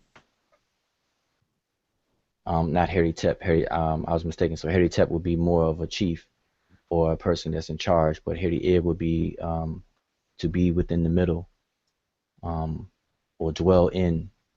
So Netcher dwelling in the sacred land. Tajeshret. And I heard you all talking about the supposed pig, but that's actual. It is in the human. That's the front of a face. So the front of the face is the word kint, which means the forefront. Like we say, kinti amintu would be a foremost of the Westerners. That person which is sticks out in the front. So this is a picture of a front part of a person's face from the nose to the forehead. So this is the fore. They call it the fore. So it's like the forehead and nose, but it does look like a pig, but it's supposed to be in the human, frontal face without the mouth. So it would be kinti manu, which will be before or in front of this area. Now manu, we know this is just the location, Mhm. so it'll be the four of location, so the appearance. But I don't know where y'all stopped at. I jumped in. I think you all right here though. So let me back up. So y'all Yeah. keep going. Um, where you are. I think it's where you were. So you had Todd Jesser or Hiri Ib Todd Jesser, Todd Jesseret, and then Waj Ka'u Kinti Manu. So what we have for this column then? He already did that. He's just translating the whole Yes, script. I'm saying what we have for the translation for that column. For what column? For Waj Ka'u Kenti Oh, okay. Manu. Mm-hmm. What's this first word with the peppers with the cobra? I see That's the one. abstract determinative. Doesn't it mean? I know it can mean green, or doesn't it mean flourish to Wujau, to flourish, or to um uh, Waj? Hmm. Yeah, well, it's different words. Waj could be green. Waj, short for Wajit, Mhm. green, vitality, all of that. But it also is a word. Waj is a word that means to command, to give orders, to command, as well.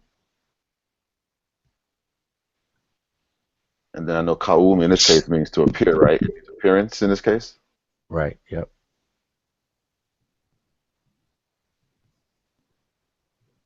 Mm-hmm. And then we have Kenti in front. No, yeah, in front Kenti of Manu. Mm-hmm. So it's for its command appearing in front of Manu. What is appearing? One more time. What'd you say? Another definition for Wages again. Oh well, you have the color green, vitality, in reference to the deity, Wajet, and then you have Waj meaning to command, to give command or to give order. If the appearance. This is kind of awkward. So the appearance of see command appearance in front of Manu. That doesn't make sense. Uh, commanding.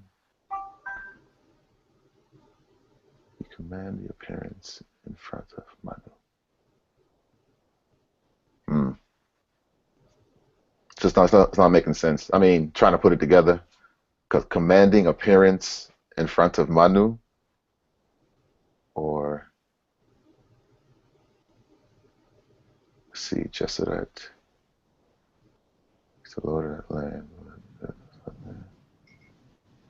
I see the three strokes after appearances, like a plural would be appearances. Appearances in front of Manu. Commanding, so command appearances in front of Manu.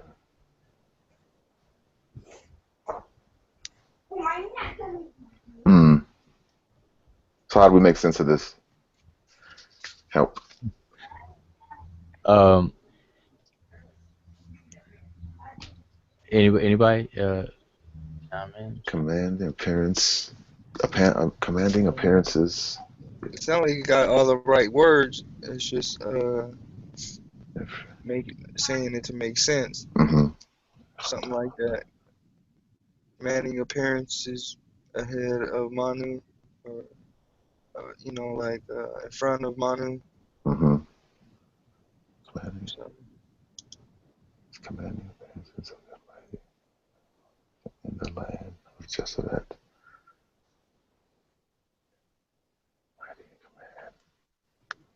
Cool. These appearances.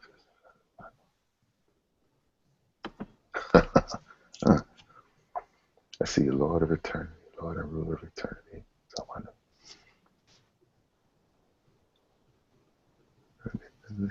let's see what Lil Real had. Assigned appearances foremost in the western mountain.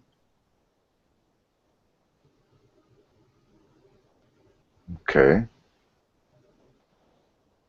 So is that so? I take it that's where. So Manu is in the west.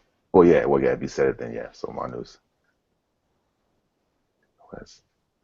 Commanding appearances. Appearances commanding appearances. Or ahead of the west. Ahead of the west. see, usually, see, you get context. So, I would, if whenever you run into this situation, you kind of like try to build around it and then come back and revisit it. Because I don't want to just give it away, but Well, the last one says he's the Lord of eternity, ruler forever. okay, yeah. Right. So if he's the Lord of eternity, ruler forever, and then he's the land of Jeseret, he's the mighty Netcher. And his appearance and his command. Because it sounded like one of y'all, I'm not sure who said it already, really, for this column. I don't know who it was. Kind of made sense of it already. His First command. spoken by Nefertim, the great God who dwells within the sacred land, commands appearances before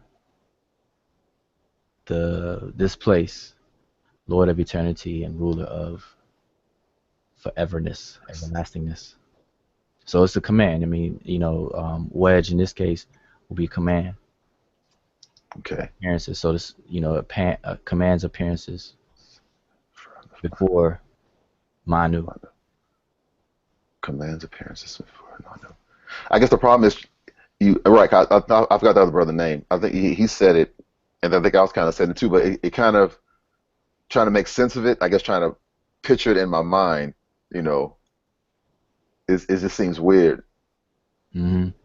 But I guess he got it like that, right? He can just command his appearances before the land.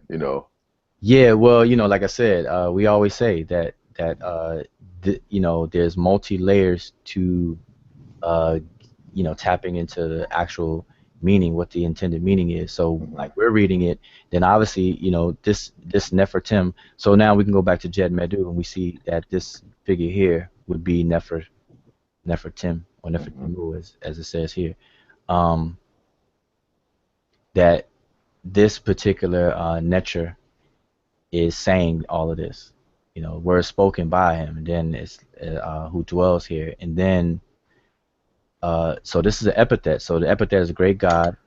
Then we have where he lives, and now what is saying? He commands the appearances. He got clout like that, right? Right. So, but even then, what does that really mean? Commanding people to show up before a mountain in the west. He's just like, come here, and then people just come. So it's not literally like that, but it's more layers to that. What that means. And we wouldn't treat this in isolation like this, just this text, because by itself we're just stuck with, man, like how you're saying it. Okay, this guy got clout. He's just ordering people, assigning people to appear before a mountain To pay homage to him, I guess, right? He's kind Yeah. of. Mm-hmm. And that's a very shallow, narrow look at it. That's how some people will tend to look at it Like because a European king. Yeah. of the influence, right? The influences of other belief systems will have us just stop right there. Like, okay, yeah, God, this is one of the Egyptian gods, and he's commanding people to appear before mountains to worship him because Hmm. that's special. And here we have a person over here that he must have commanded to come to him and worship him. He's offering some kind of elixirs or some juice or something for him to drink. They'll make up all kinds of stuff Yeah. for that. But okay, so that's covers that because I think we're on 2 hours now. So let's finish up on the back of this for the back behind him. And actually, this is the same, almost the same as what we saw Yeah. behind my.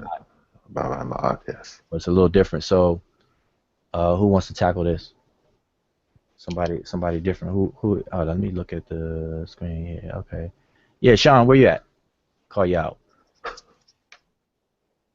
I'm right Sean here. P. I'm right here, Stable. All right, cool. So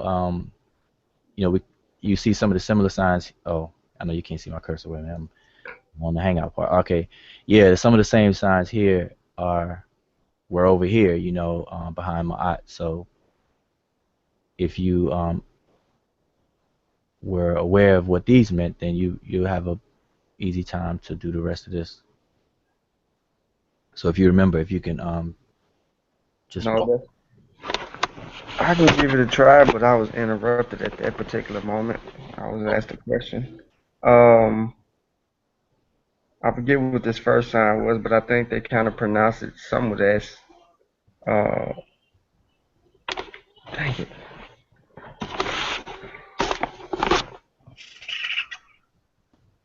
Jehudi, what did you say that was? It's soft. But it was soft. Oh, yeah, yeah, yeah. And then the Ankh. So,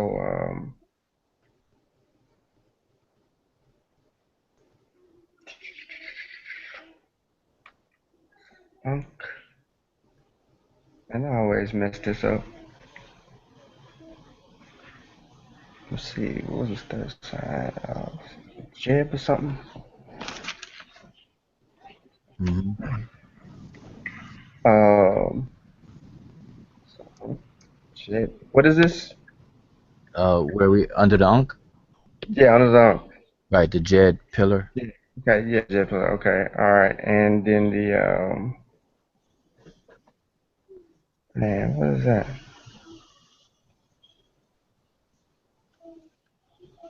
That's the wasp. Was. Wasp. Wasp. Yeah. Then the lotus plants. Ha. The hot. Okay, yeah, yeah. Chris, I know you got that one. Papyrus.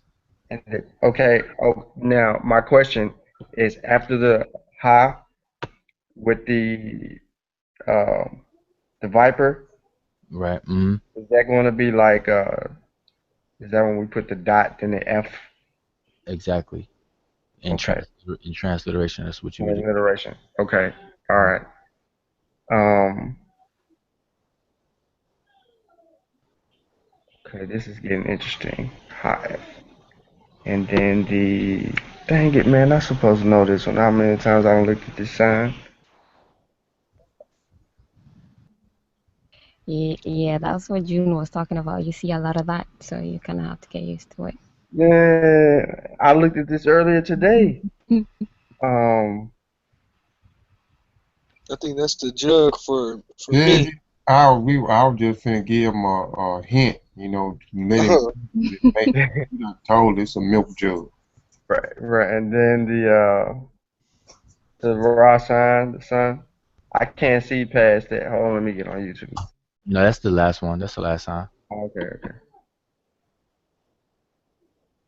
All Okay, right. so good. So yeah, you identified, at least identify all the signs. So we have Sa, Ankh, Jed, Was, Ha-F, Mi, Ra. So who wants to translate that? I could do that. All right, go for it. Oh, okay. Yeah. So that is protection, Hmm. life, stability, and dominion all around him, Hmm. like Ra. Okay, yep. Excellent. Equate over here. Protection, life, stability, dominion, all around him, or around him, not all around him, because we don't have the word neb there, so it's around him, like. Right, right. Yep. So there you have it. And then this other big sign here, people may be familiar with it. It's called a teat, which they identify it as the belt buckle of Osset, or the ribbon. You'll find that on the dress around the waist of Osset. It's called the teat. And there's probably text that go with that. Some, that's probably cropped out of the picture, or whatever the case is. So anyway, all right, let me zoom back out so we can kind of see the whole picture again.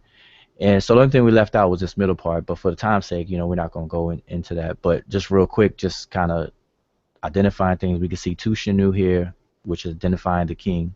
The king, two of the king's 5 names were in the Shanu. They call it a prenomen and nomen. The prenomen was the throne name, and the nomen would be the family name, birth name / family name. The nomen, or the family name, is preceded by Sarah, which you see the duck, pintail duck, and the sun disc, or the circle with the dot in it if it was in other places, Sarah, and then the name. And then before the throne name, you usually have Nisud Biti, and then sometimes you'll see what we see here, Wasir Nisut, which will be the Osiris, the king, or Wasir, the king. And then Menpeti Ra, as we saw down here, Menpeti Ra, the enduring one of the might of Ra. But in the Sarah, so now we can see who this is, because what happens is Egyptologists made a habit, and not a good one, a habit of identifying the kings by their family name, the Sarah name. And the reason why I say it's not a good habit is because in ancient times, the people themselves would have identified the king by their throne name. So a lot of the names we are familiar with, like Jehudi, Thutmose III,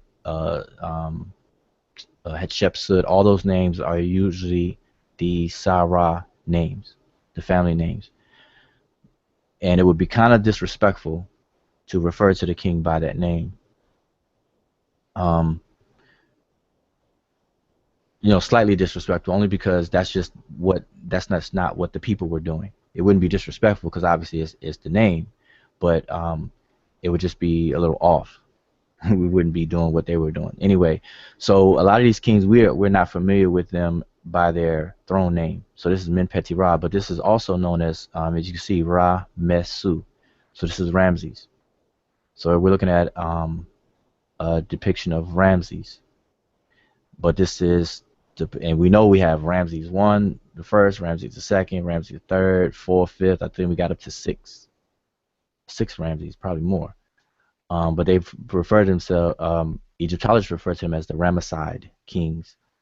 But there's several of them, so a lot of them have the same family name but different throne name.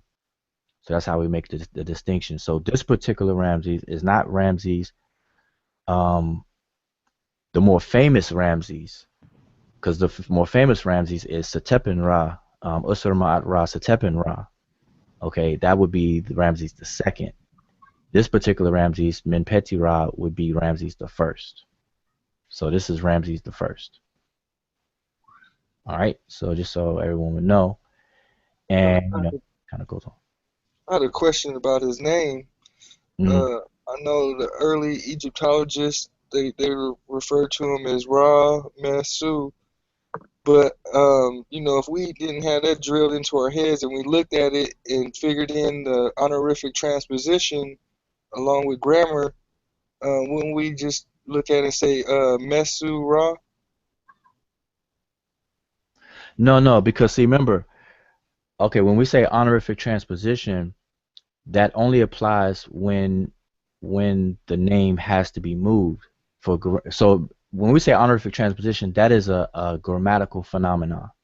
So if you didn't know the grammar, we would never even use that phrase. We wouldn't even know about honorific transposition to begin with.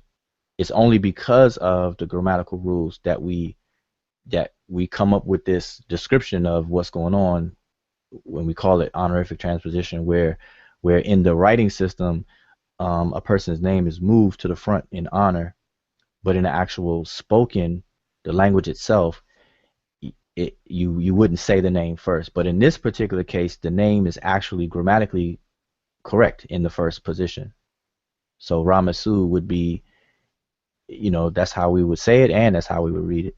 So there's no honorific transposition going on here. Now, Okay. yeah, so there's no honorific transposition in this one, but there is in this one. So if that makes sense. So, we say Ra Mesu, and we would say Min Peti Ra. The fact that I'm saying Min instead of Ra first will let you know that, okay, honorific transposition took place, but because I'm saying Ra first in here, there's no transposition going on. So that's the difference. And it may take some time for others, especially people that are just coming across this, to kind of wrap their mind around that whole concept. But just the easiest thing to remember is that honorific transposition deals with grammar, and it deals with grammar, the grammatical relationship to the writing. So what's grammatically lawful, and then what you see in the writing. So this is grammatically illegal to say it Ra Min Peti. That would be wrong grammatically. But it's obviously correct written that way, and they do it because of what we describe as honorific transposition. So they put Ra first out of honor. This one is grammatically correct and written just as it is in the grammar. So Ra Mesu. Yep. So yeah, hopefully that kind of covers that. Anybody who's first Sure. come across that, it may be a little confusing at first. Yep. So with anything, and put where my cursor at. Okay, anything else on here? I just want to kind of, guess we had the 2 hour mark. Don't want to go into 3 hours. We've been having long hangouts lately, kind of give the videos a break. Yeah, and we already translate that this Min Peti Ra, which is the enduring one of the might of Ra. And this one, Ramesu, or Rameses, as people pronounce it, but Ramesu will be Ra gives birth to him, or Ra bore him. All right. So let's see. Go back to the Hangout. All right. So any comments, questions, anything, any last few? I don't know. I haven't been checking the chat, but I guess we're still good on chat. Everyone's been chiming in. All right. How about any comments, questions before we end? I'm gonna say, shout out to Jehudi, Chris, and Sean for joining us. Yeah, definitely. Do I? And that's an excellent job, everyone. Jehudi, Chris, Sean. Good job. And the thing is that, see, I don't know now, Chris. I'm not sure how long you've been studying or anything. So maybe you can kind of tell us a little bit about how you. Well, yeah, kind of tell us how long you've been studying the language and what is your motivation or what's your interest in the language. I kind of put you on the spot, but that's what we do around here. So yeah, just kind of let us know how long you've been studying and all that good stuff. Yeah, well, my motivation for having learned it in the first place, since I'm like a trained physicist, I went to the University of Chicago. I did theoretical physics, so I've always kind of had a math, I had that kind of brain, Mm-hmm. and I've always been interested in the medical and the mathematical papyri from back in the day. Mm-hmm. I just want to, not just want to read it, but again, like you said, I want to get into their mind and see what they was thinking when they was making observations and writing prescriptions. So that drove me into it. I started studying it about 4 or 5 years ago, but I came in through because I was heavy into the Islamic stage. Mm-hmm. So having learned Arabic and stuff like that, again, you see it, and it was a magnet to me. Even though people kept telling me it was forbidden for me to study it, but it was just a magnet for me. Well, you said forbidden. Yeah, no. Some of my the imam at the time told me I need to focus on Quran and the Arabic language. So that's what I did. I was a good Muslim, and I wondered about it, but I never expressed it to nobody. So I would kind of just wonder, and then when I grew out of it, so to speak, to use the term, I just dove into it head deep.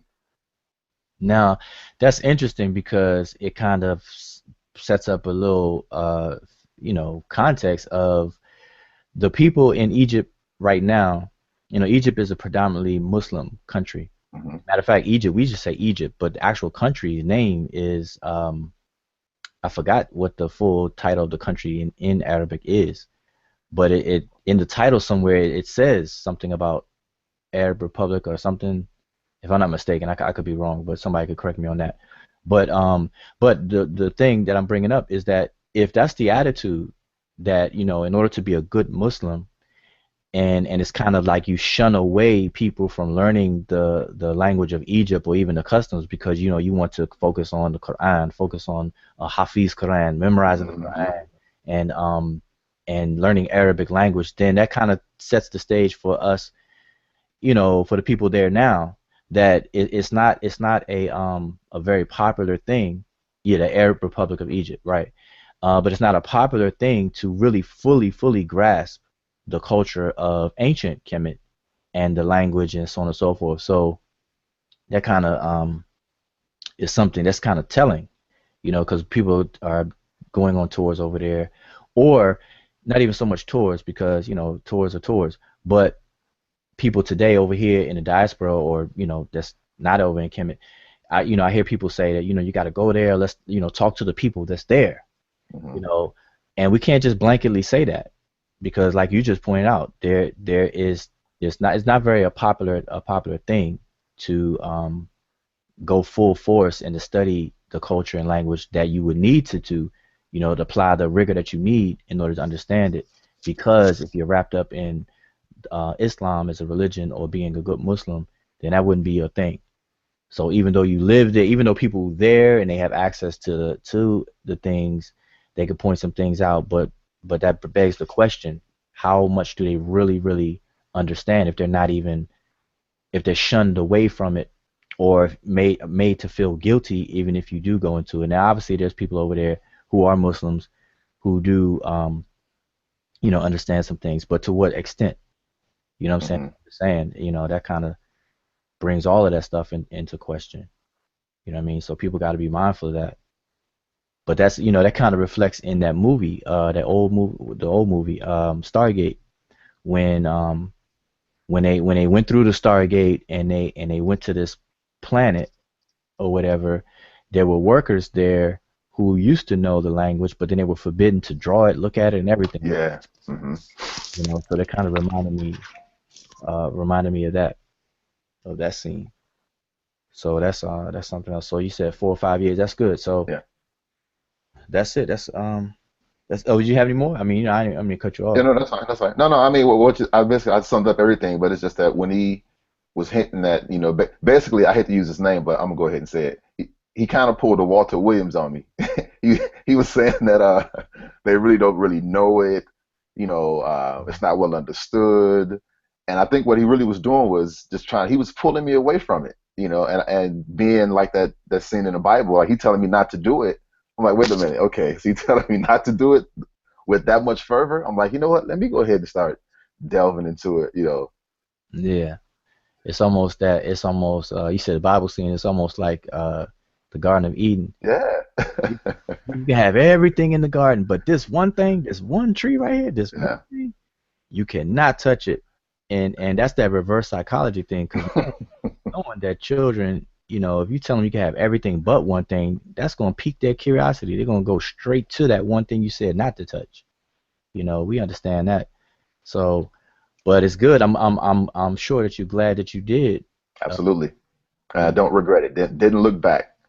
right, exactly. So, but okay, that's good. That's a good background. So you've been studying for 4 to 5 years. That's good because it takes some time. It takes some time to put into it, and then also it takes that amount of time because we don't have the luxury of dealing with a speech community, speaking the language, or we can't Yes. write to people, to kind of put into practice. So it takes more time Hmm. than a normal language because we can learn, you can learn Spanish in about 6 months. You can learn French in 6 months if you apply Yeah. yourself. You can learn these languages in 6 months time. They got the Rosetta Stone and Pimsleur programs where you could be up and running on a language in no time. Hmm. They've done put together some nice teaching material and then the methods that they use. So, but this is different. Now we want to get it to that point, uh, of course, but it's not there. It's not there because we still have to figure out the historical pronunciations, and that takes some meticulous scientific work. Yeah. It's like mapping the human genome, and you have to map out um, the genetics, the different elements of the language, and compare it to related languages. And then you have to establish what languages are related and how and what's their proximity. Is it a distant? Is it close relationship? Is it a distant relationship? And you have to account for everything. You can't, you know, leave anything to chance. So we get into that also. I mean, there's a lot of work going on, and there's some confusion because people who are not linguists and don't endeavor in that field or even try to study and wrap their mind and truly understand the process, a lot of people will attempt to um, give information about it. And that's something we have to be careful of on both sides. We have to be careful of doing it, and we have to be careful of just accepting that kind of information. Hmm. So this is why, we always encourage, as a Seshew, we encourage, because we kind of limit our scope to Kemet and, Ronnie Kemet, and the culture. But for anything that you study, people need to really, slow down and apply rigor to their studies, do proper research, learn how to research, because we take it for granted. Absolutely. Yeah. We take researching for granted. Nowadays, you could just open up Wikipedia, type in something. Now I'm not in that, and I'm not saying that to say Wikipedia is bad because there's people like I remember when I first came on Facebook, on social media, especially Facebook, I should say, and anybody quoting from Wikipedia, you were laughed at and basically tossed to the side, um, because Wikipedia, anybody could change Wikipedia, but if you use Wikipedia for what it is, if you're just honest with what Wikipedia actually is, then there's no need to do any of that because Wikipedia is a more real-time encyclopedia type of resource, but they have the citations and the resources and the bibliographies at the bottom of every single article. So it's kind of crazy for anybody to put down Wikipedia in a blanket stroke like that when whatever you're reading in the article itself is cited. You see these superscripted numbers, you can click on it, it goes to the bottom of the page where you can actually find the book that it was in. So even if you quote Wikipedia, you can go to where the Wikipedia article came from and just simply cite the particular book. Hmm. And I've experimented with that, not recently, but in the past when I saw people doing that, I would quote something from Wikipedia and say that it came from Wikipedia, and then I would see the people's response to that, and it would be negative, like, "Oh man, we don't, um, don't quote Wikipedia. Wikipedia is not all this and that or whatever." And then later on, I will quote the exact same thing, but I will quote the book that is listed in the bottom of Wikipedia where it came from, and it was like night and day. Nobody said anything, so it just lets you know that people are just not, focused on the details, or we have these superficial concepts about research and things like that. So I encourage proper research methodology, proper research, literature review. Learn how to discern. That's what I used to always say. Learn to discern. It's easy to Absolutely. remember. It rhymes. Learn to discern. But anyway, anybody else have anything else to say? Comment. But that's good work for all of you all. And like I said, if we were stuck on anything, then we would crack open the books and get to it. So it's nothing that we can show that we can simply not find out. It's just a Freestyle Friday. We try to um, pull from our memories first, and then we hit the books. But we didn't have to today at all. We didn't go to the books, and everything was pretty. Now we skipped the little middle section, but that would have been the same. So if nobody has anything else to say, I always give Sister Tonica to sign us out. Joe, no, I have a quick question. Okay, yeah. Are there any groups out here who are doing the same thing that you're doing here, but with Kunia form? Oh yeah, I have no idea. Not to my knowledge. I haven't seen it, but that's not to say it doesn't. But Hmm. yeah, that's out of the scope of my radar. So I don't know. But that would be interesting, maybe in the future I might look into doing something like that. But my focus is on Kemet and African languages, period. And I also encourage people to learn um, a living African language, and preferably one that is closely related to Rani Kemet. So find out which ones are the closest through proper methods. Don't just use that the common language classifications that people are used to, where you have Niger Congo, Nilo-Saharan, Afro-Asiatic, and all of those language families. Those are language families that are not based on the historical comparative method, which deals with the genetics of languages and not the typographical surface appearance. People have a problem with that. A lot of people have a problem with that when we say that, for example, the Afro-Asiatic language family is a pseudo language family. It means it is a fake language family, but it's only fake in the sense of genetic. It's not a genetic language phylum. It is a more typographical language phylum. So yes, people, if they want to say Afro-Asiatic, fine, but at least know what that means, what that is saying. It's not saying that these things are these relationships have been established through genetics. These relationships in that phylum were established through surface typographical elements. you know, and anyone who deals with linguistics and who deals with the historical comparative method, um, they all agree to that. So it's just two ways of looking at it. It depends on what you're saying it for. And some people misuse it. Some people say, hey, Rani Kemet Middle Egyptian is an Afro-Asiatic language. Okay, but that's a topographical classification. Okay, fine. But what value does it have when I want to establish genetic relationships? And I'm gonna give you a confirmation of it. For example, Sheikh Anta Diop did work with the Wolof.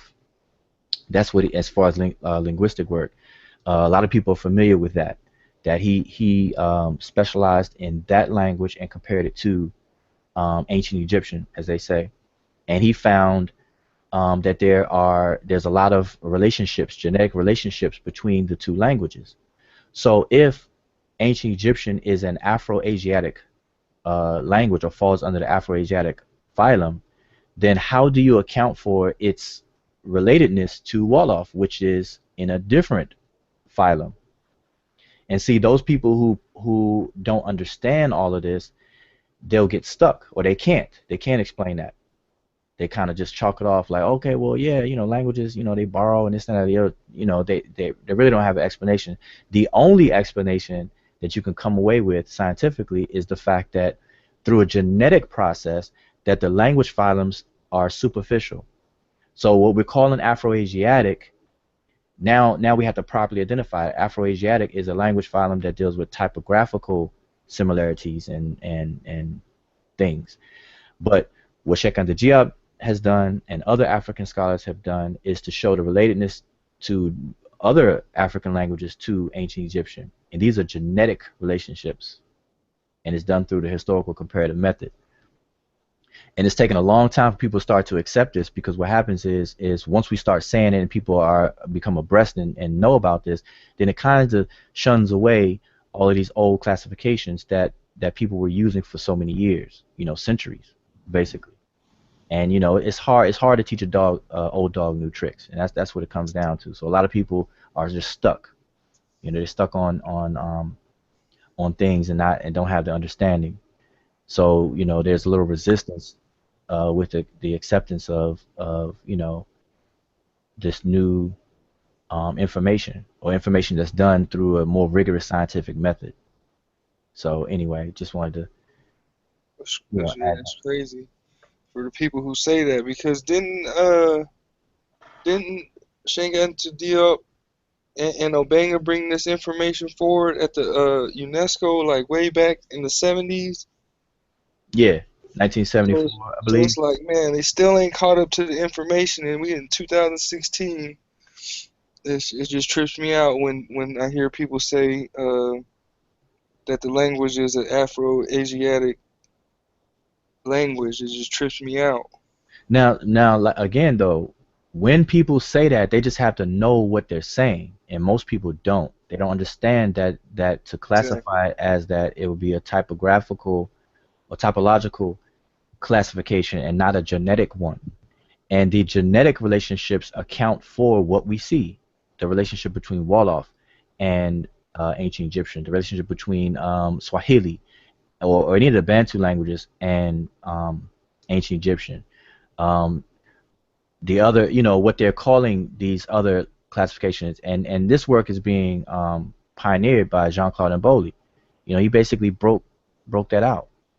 You know, so but really, what's going on is the fight in order to keep um, I would say dodging dodging the information, like how you said, they, Obenga and Diop did it in 1974, and here we are 2016, and people are still not really accepting it. What's been happening is that people will adopt an Africanist linguist position, which are European linguists who will look at people like Diop and Obenga and call them fringe linguists. In their work, they'll call it fringe work, or they'll call it Afrocentric work. And they do that to blow it off. They do it as these blanket statements to kind of just deter people from dealing with it. And then people of African descent buy into that, and then they themselves will call these African scholars fringe scholars, or their work fringe work. And that's really just sad. So without an understanding of the process, without it at all. So Jean-Claude Mboli, wrote a 650 plus page highly technical book that really just knocks all of that out the box. I mean, clearly out the park, and it's just unfortunate that his book is in French. So now people are using that as an excuse of not, you know, looking at the information. Like, oh, I don't understand French, therefore I can't read it. And you got people even going to the lengths of having an opinion of Jean-Claude Mboli's book without ever even reading it, and I find that totally crazy. So. Um, but with that said, I do want to remind people, as far as for the video, that we have classes going on, and I am starting a new class group very soon, as soon as I get enough people interested. But a new class group, so the class groups are open for a beginner's introduction to Seshew Netcher. So I usually wait till I get 3 or more people, to agree on a meeting day and time. That's usually my most difficult thing to do. Try to get everybody synced, because everybody works. They got lives to live. So I do my best to try to coordinate the time. So once I get 3 or more people to get coordinated on a time, then I'll start a new class. So I'm looking forward to doing that. And also the website, medewNetcher.com, is www.mdw-ntr.com, medewNetcher.com, where the book is available. It's also available on Amazon.com. But the book flashcards for the monoliterals that I spoke of earlier, which would be constituted an alphabet, and all that's available on the website, and then information, and we're going to constantly update the website with new information, new translations, things that we've been working on, things that people who have gone through the course, have been students of the study course, the work that's been done. I have to reserve some for exams, so I can't post it all up on the website. So I keep some, but the practice things, we'll put some more up. have a whole lot more to put up. I just got to catch up to it. All right. So with that said, Sister Tonica, if you have anything to say or close us out, appreciate that. Um, Um, yeah. yeah. Okay. I hear echo. I don't know why. Um, All right. Well, I'd just like to say thank you to the guys who showed up, and that was a good job.